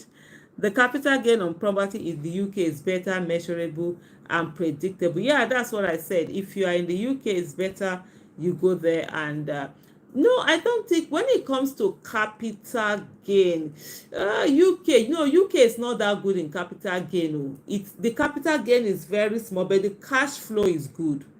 The cash flow in UK, if you're talking about capital gain, I think US and Canada does more in terms of capital gain, but those ones also, the market can be volatile. They can just, you can see them crashing. But in terms of capital gain, UK is not that, but cash flow, UK is quite good. So that's why I say for someone who is in the UK, it's better to invest in the UK, except some people have sentimental value. If you want to invest in Nigeria, maybe monies that, there are certain monies that you use within Nigeria, so you can use that and be doing the things in Nigeria. Yeah, pension for old age is good, but how much is the pension? You have to, for some people now, maybe they've worked before, their pension is 100,000 a month or 200,000 a month. How much are things now? Things are very expensive, and then how are they able to make up? So those are the things that you do. And I always say to my generation, please do everything you can to be able to take care of your old age. Don't put so much burden on your children and expect that, oh, your children will take care of you, your children will do this. And the way we did for our parents, it's no longer that easy for this younger generation the way it was for us, especially in Nigeria. Good evening, Ma. I also appreciate your effort in trying to get in here. I tell you, it's your time to smile. God is returning. Amen. Thank you so much, and God bless you. This is also my first time here. Sewenu Dianu says, Kevin Oduba, Mama Abbasi, can I get your number, please? I would rather give you my email, aishayusufu@gmail.com, just the way I spell my name. So that's a better content. Aisha, there's a serious problem in this country regarding small scale farming funding. Oh yes, are you telling me? That's what I just explained to somebody who said he's thinking of doing business in Nigeria. I say, look, you see, honest staff, crazy. That's why when they see people looting their money, most people can't talk, because they also do the same thing in whatever situation they find themselves. I tell you, majority are justice.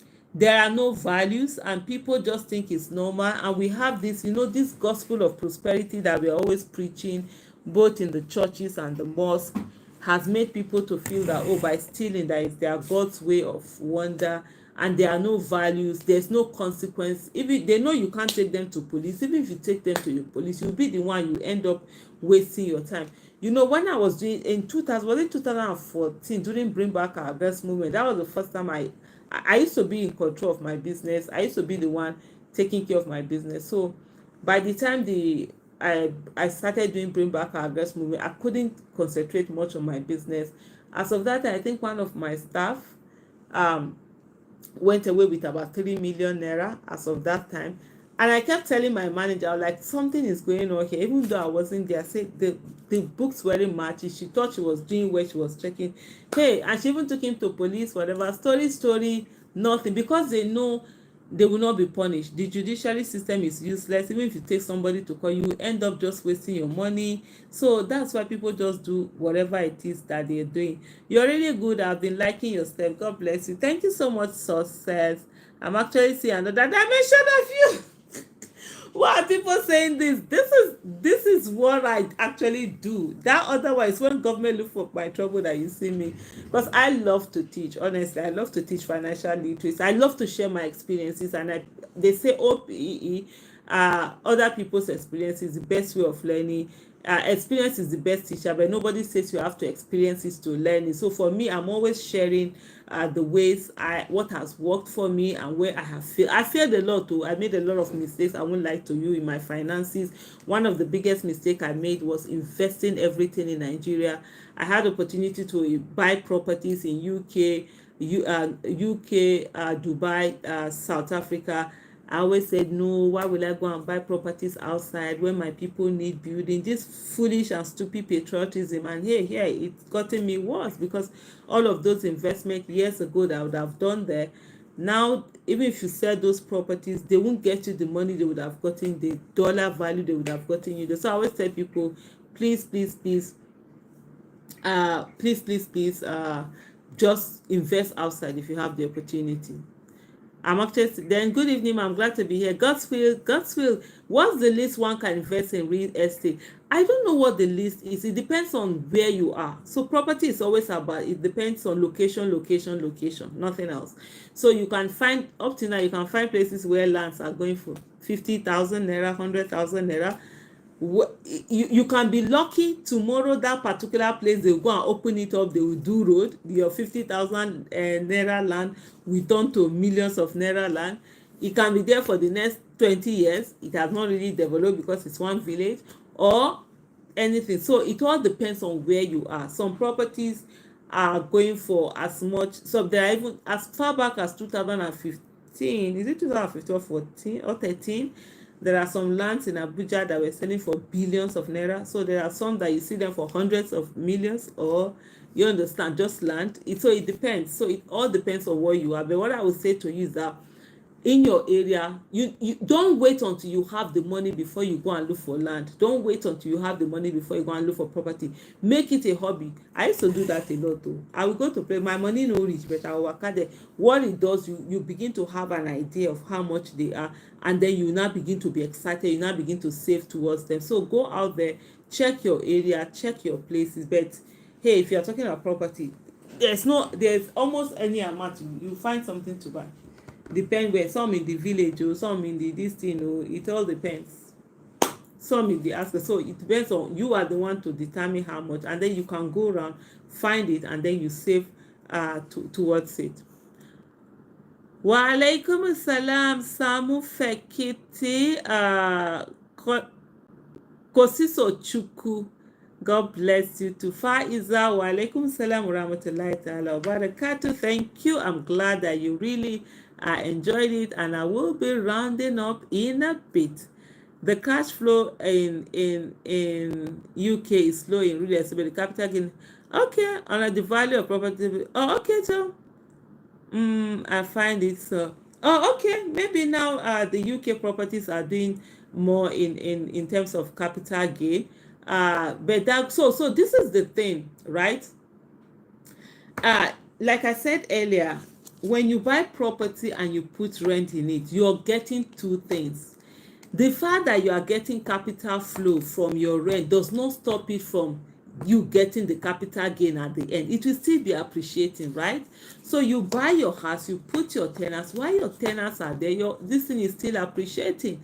And if it's gonna double in 10 years, fine. So that is still, it still works on the capital flow, and the capital gain will still be going on in terms of that. But I think in places like UK, US, and Canada, the capital gain is more than in UK. Yeah.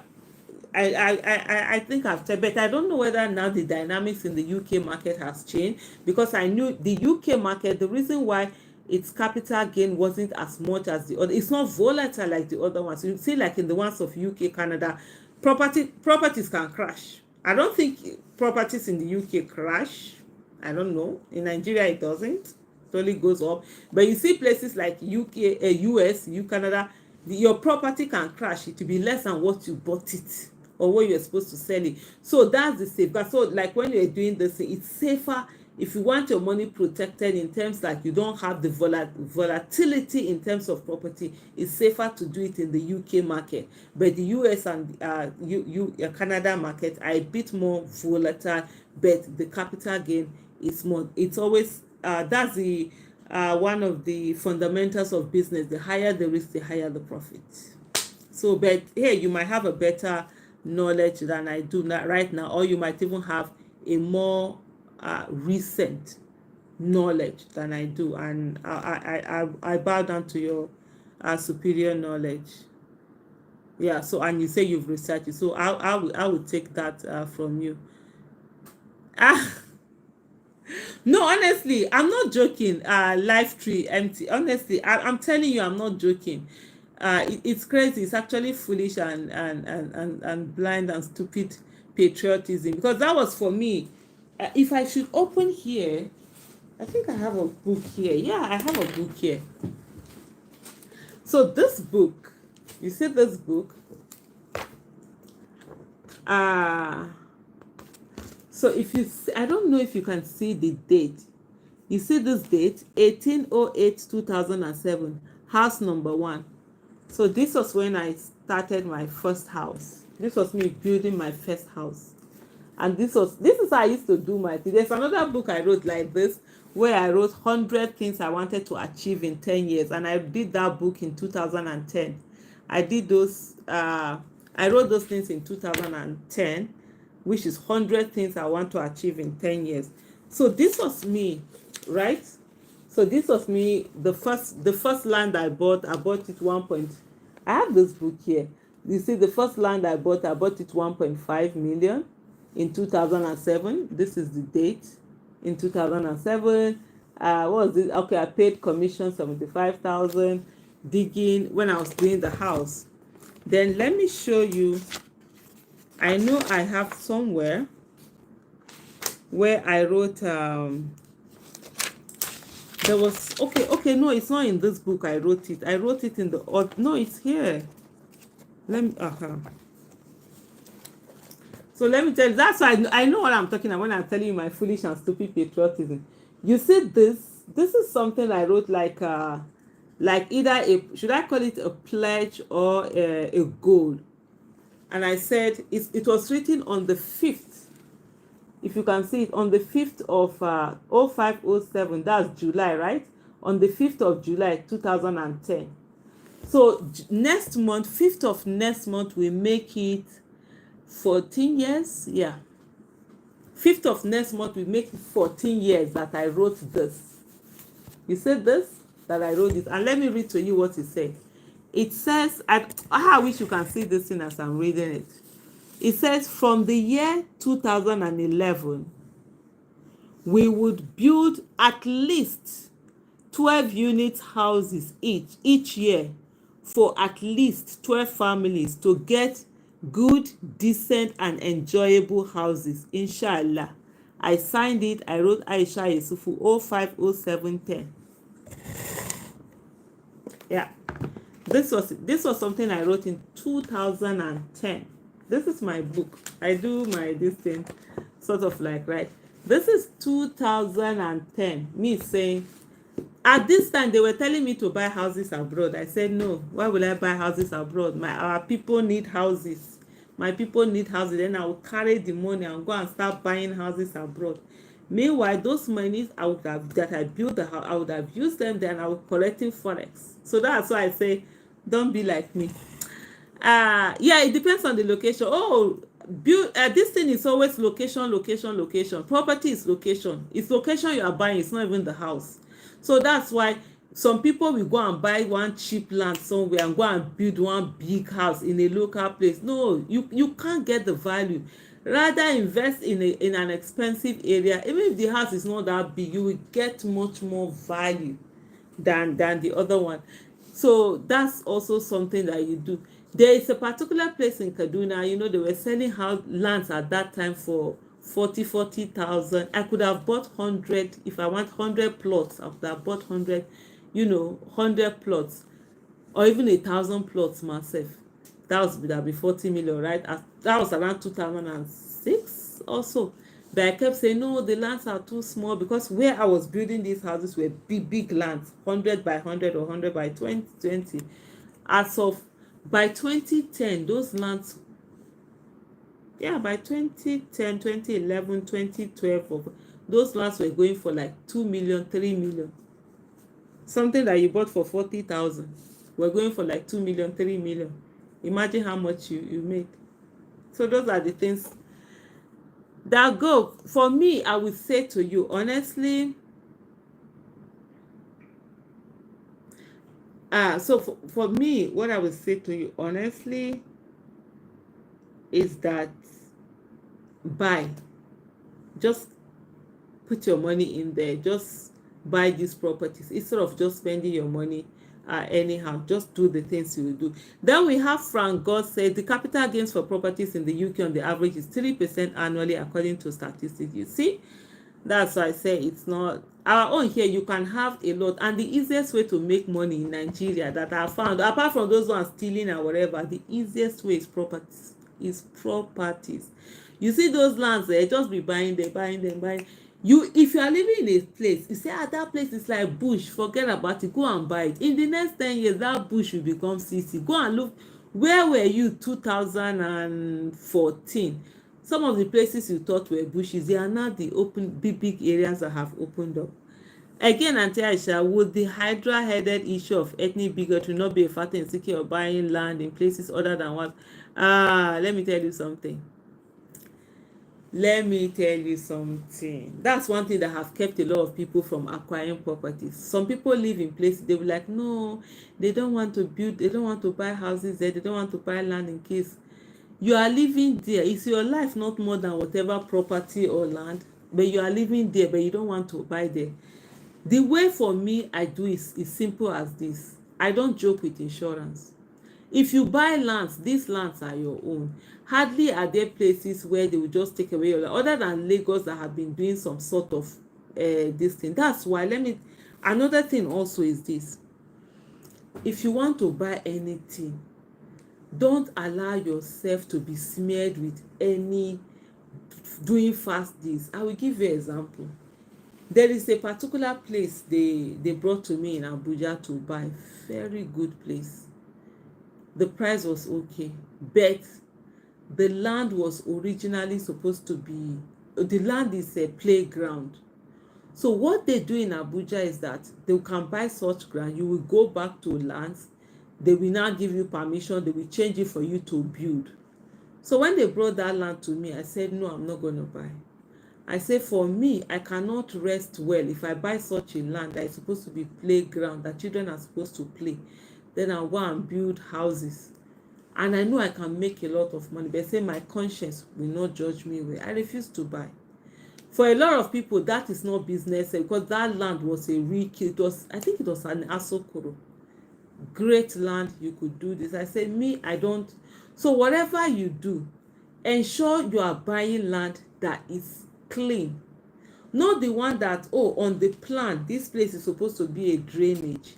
They will tell you that they can adjust it. You go and buy and build. It causes a lot of problem, because anytime that government comes and they can demolish that place, sometimes this is what is happening.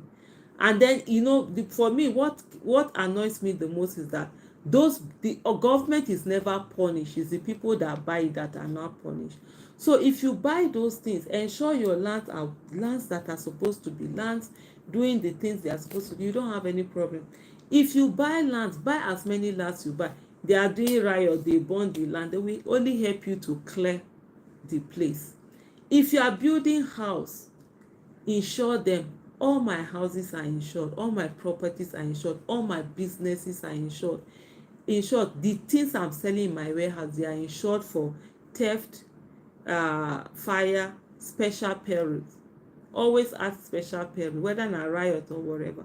So you pay, it's expensive. I pay a lot in insurance. I've never really made any claim on my insurance. I pay a lot, but it gives me peace of mind. I don't mind, I pay it. So as you are going in terms of saying, oh, this whatever, you can put the insurance there. Those are risks that you take, because this money, even if you don't use them to buy this land, you will spend them anyways, you will eat them anyhow, you will be traveling abroad like no man's business. They do ajala travel, money wey you for suppose don save, when the money start bringing in other children, then you use them to travel. So these are some of the things. So don't let that fear hold you back. Like for me, sometimes there was a time my mother-in-law was like, you people are building too much in these places, come and come home, you don't know, you cannot do this. In short, everybody is afraid of everybody. The north is afraid of the south is afraid of the north. Na so we dey live in fear. So I would say invest where you are. Don't say you must go to your village. Invest where the properties will appreciate more. I started building in Kaduna. Now even if I will not build it. I have lands in Kaduna and I'm not gonna build, because why? It's better for me to build in Abuja than Kaduna.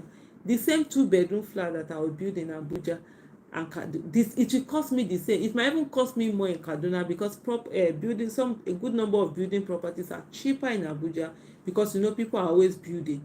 So it's just like in Lagos, it's cheaper in Lagos. And so if I build it in Abuja, I might be giving out rent for 2 million, 2.5. Kaduna, they might be paying rent 500,000, 600,000 or 7. If it's places that I build high, you get 1 million. What I will get more than double that in Abuja. So why would I go and build in Kaduna? Me, I don't build in Kaduna. I even have some lands that are there. Some I've just left them, I've not sold. There's even one that I even put a tweet out this morning. I was like, there's a particular land, 2 properties actually, when Kaduna did recertification since 2017.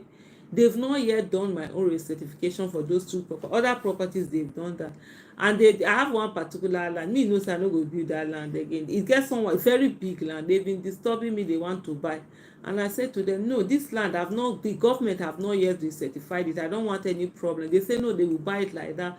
But I even did a chat like, what do people think? Should I sell? Because me, I'm scared. I don't want anything that has to do with wahala. That's why you see, you've never heard that they called my name in any scandal or whatever. People might insult and try to say, oh, she ate Labour Party money. It's just nonsense and rubbish they are talking. If not, government would have come to hold me.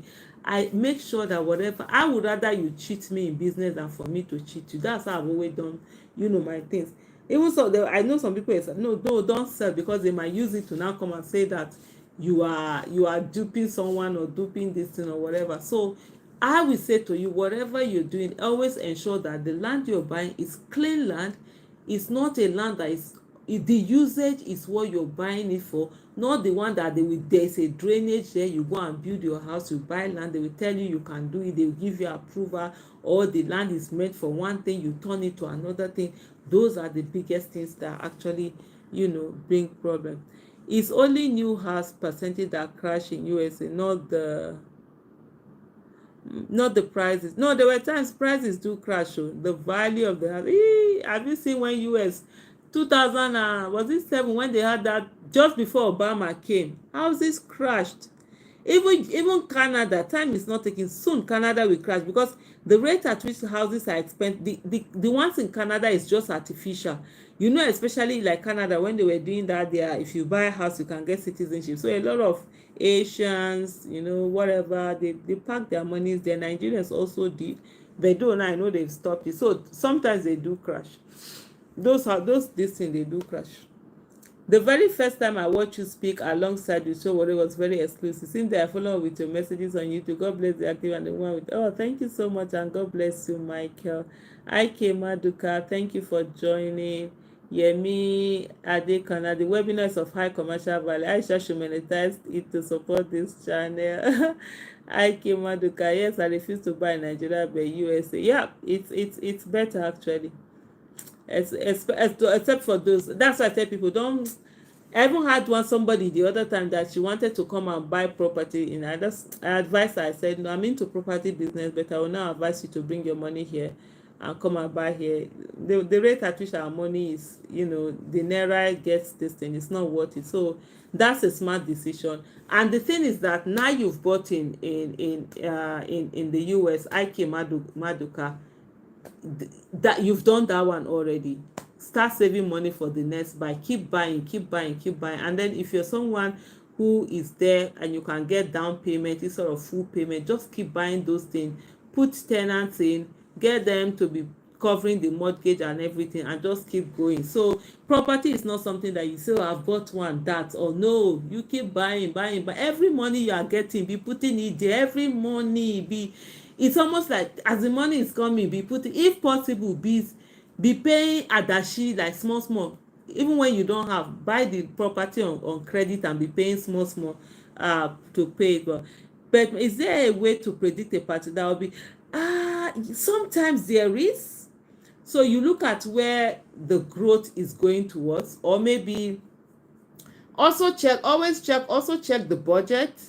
Lands, if you have people who work in lands, find out where is it that government is going to do roads and stuff like that.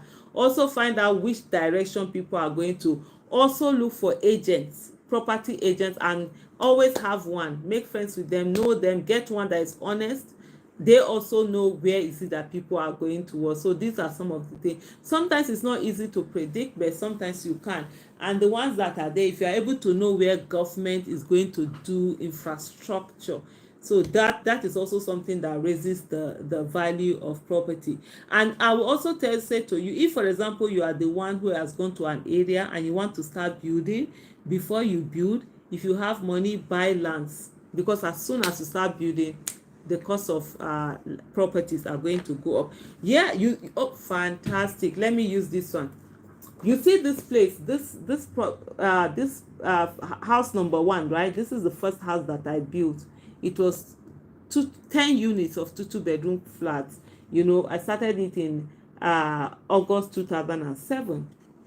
I bought the land for 1.5 million. If you can see it here, land 1.5 million. It was a relatively, it wasn't a new place. It was where we were living, but there were no houses there. So I was like the first to start housing. As soon as I started housing, I got to roofing. The properties in that place became about 3 million.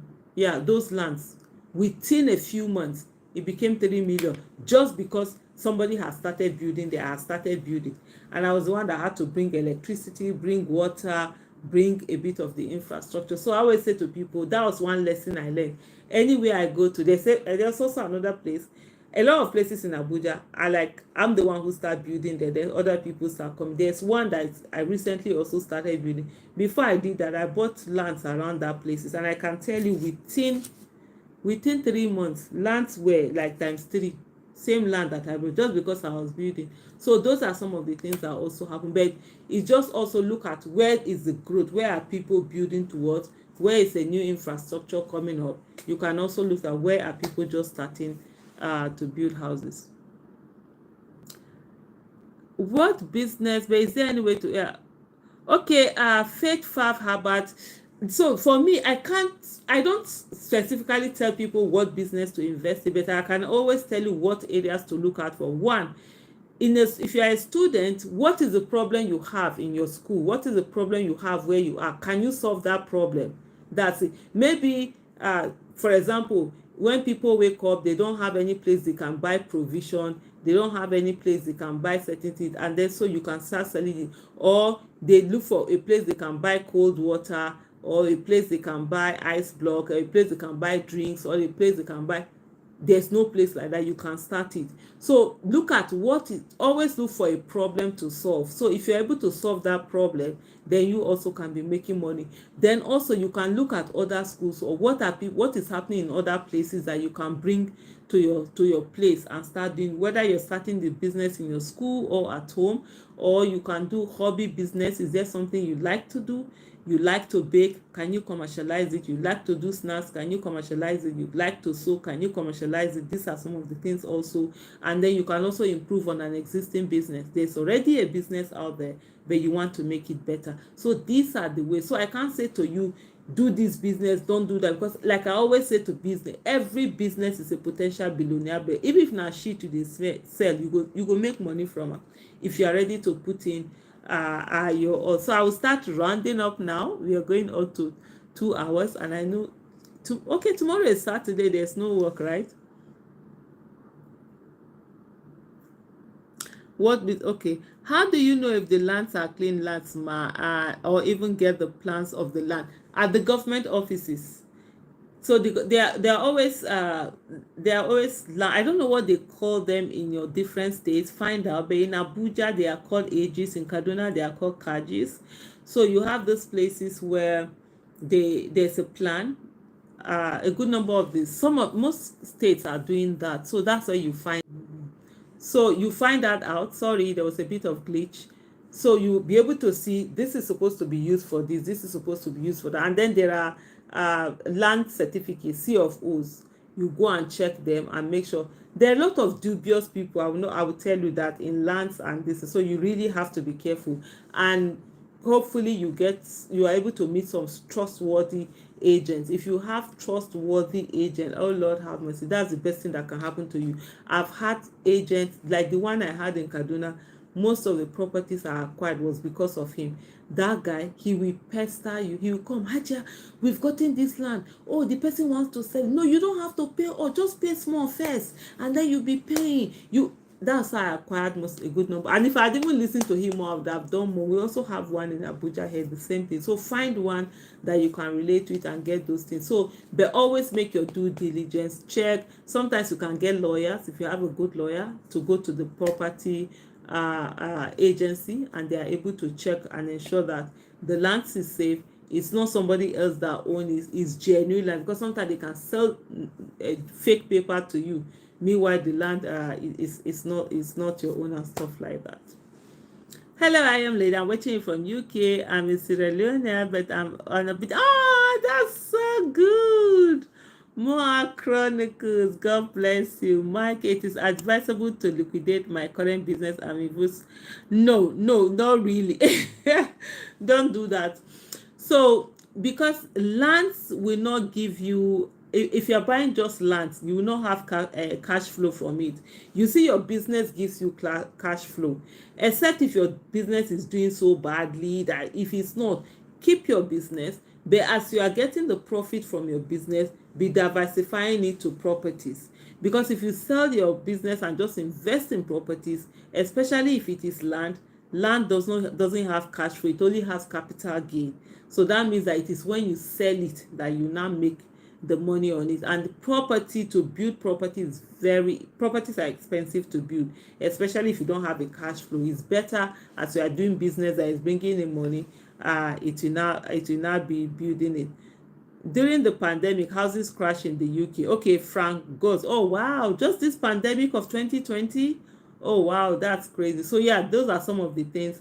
So that's something that hardly happens in Nigeria. We don't have houses crashing because of course, in our own case, we build with our money. It's not the ones that you just do down payment. You are doing this. So Ike Maduka said, Haja, when will you come to Houston? Honestly, I don't know. And that's one thing. I've never been to Houston.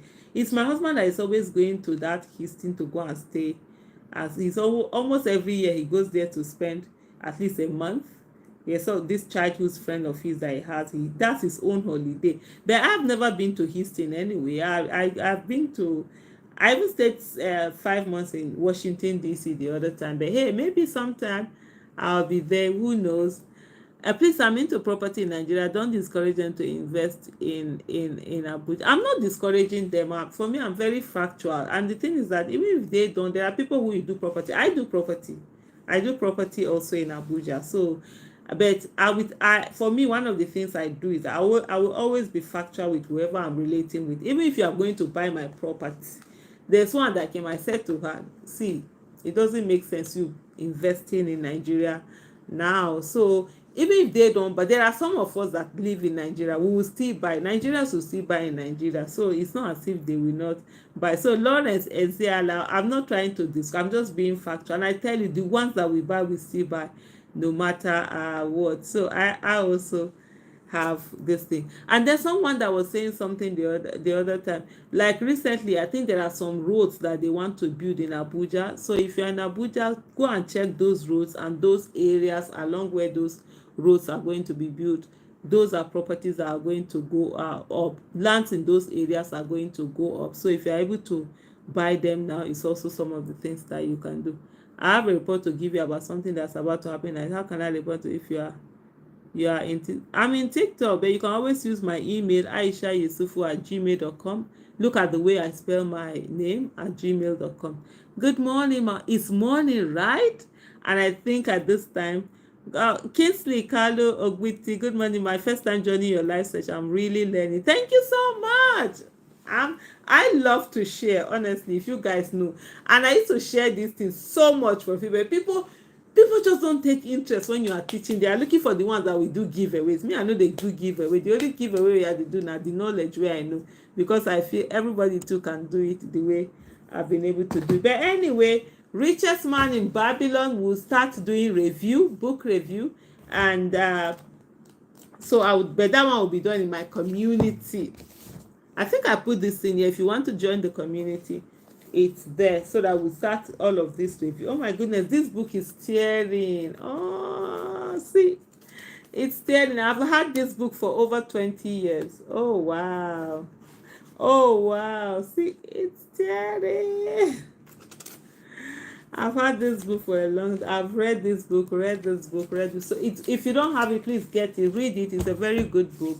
So thank you so much, everyone. I usually start this thing at 9 p.m. So 9 p.m. I do 1 hour of exercise. The network went off. That's why I restarted this one now. I'll do 1 hour of exercise. Then I will just talk about anything. But I think maybe one of the things I would do is that one of the things I will do is that I will start, maybe I'll be switching it with this. I will actually do my exercise earlier and just do any of this financial literacy talk. I love to teach financial literacy, honestly. It gives me so much to, and there are so many people, even like online, that I always push them to like acquire properties, buy properties. And I see a lot of people who come to thank me because of, I can be very mean. I will bully you every day. I will disturb your life. Go and do something. Go and pick up property. And a lot of people have really acquired properties on their own. I don't invest anybody's money. I don't collect anybody's money. All I do is give the knowledge. For me, it's to give the knowledge and for you to make informed decision with the knowledge we have. And I'm always ready to learn. And it's always all about learning. So thank you so much, everyone. Okay, Bayo says, how regular is your program for, and thanks for every information teacher from it. So I'm trying to see if I can do it daily, except maybe the days I'm not able. So probably might be daily at night, 9 p.m. So that's why I put it at night, when I know I've done every other thing. So the days that, some days if I don't come, maybe I get held up or something, that will be different. But so I'm trying to work on that and see this thing. Thank you. Good night. And okay, fantastic, Michael. Kaduna Properties Limited, well done. So that's the way. For me, it's just about sharing. The giveaway value here is over $500. Saying thank you. Very educated. I'm in UK. I love to invest in the property in Nigeria. Yeah, it's scary. That's some of the things. But there's always, Abuja hasn't had those effects, so you can always check Abuja and also see. But then you can also invest in the UK. That's what I also said. Although somebody said I should not scare this thing away, but hey, it's better for people to be informed and do. So you say, how do I do? Okay, I've put the link in there. If you check my channel, your community, you will see it. And I check the pinned message. That's the link to it.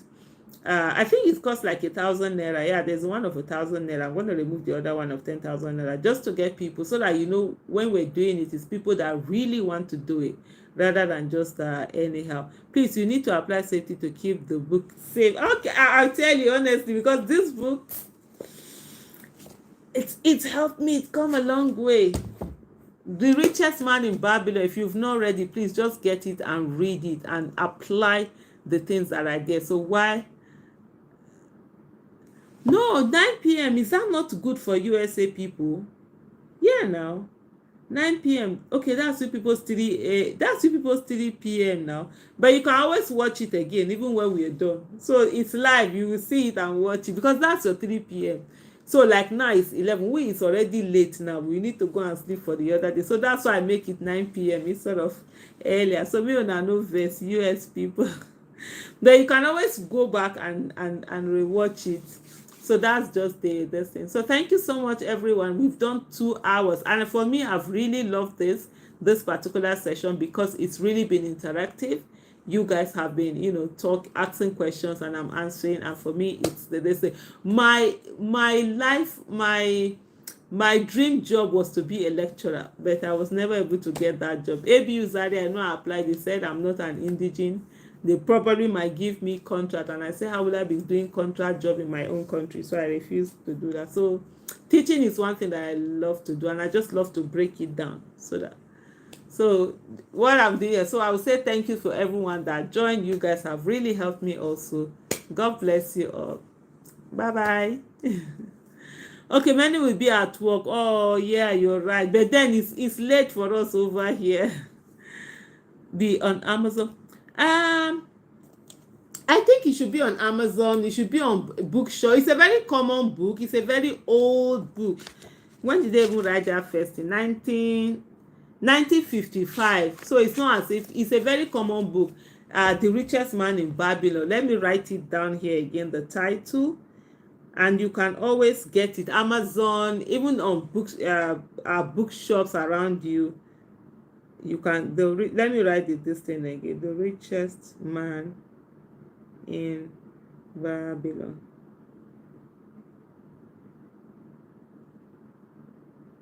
Yep, I've just written it there. Yeah, The Richest Man in Babylon. That's it. Oh, by what's this? George S. Clason.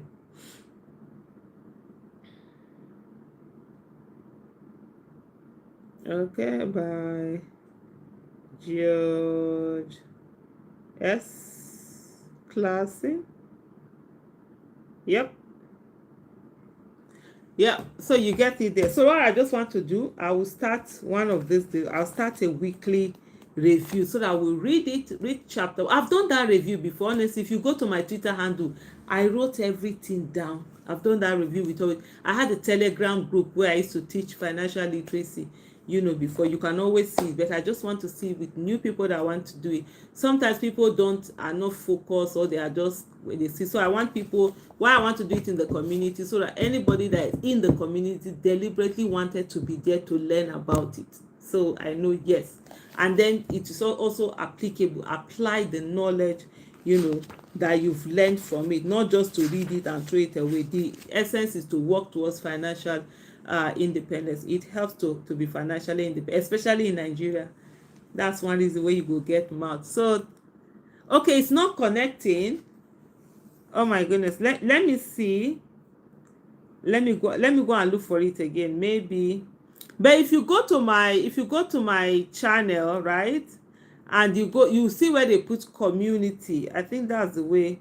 Let me go to my channel and see how it is. Okay, so if you go to the, can you see that? If you go to the channel, you see where they put membership. On this place where you have home, videos, shorts, live, playlist. You move it further, you see community, you see membership. So click on it. You should be able to go in there. But then I'm also supposed to have this thing. Let me look for it here. Copy. I'm also supposed to have the link that you can just click on and it takes you there. I've just put it on again. Check it, try it and see, please.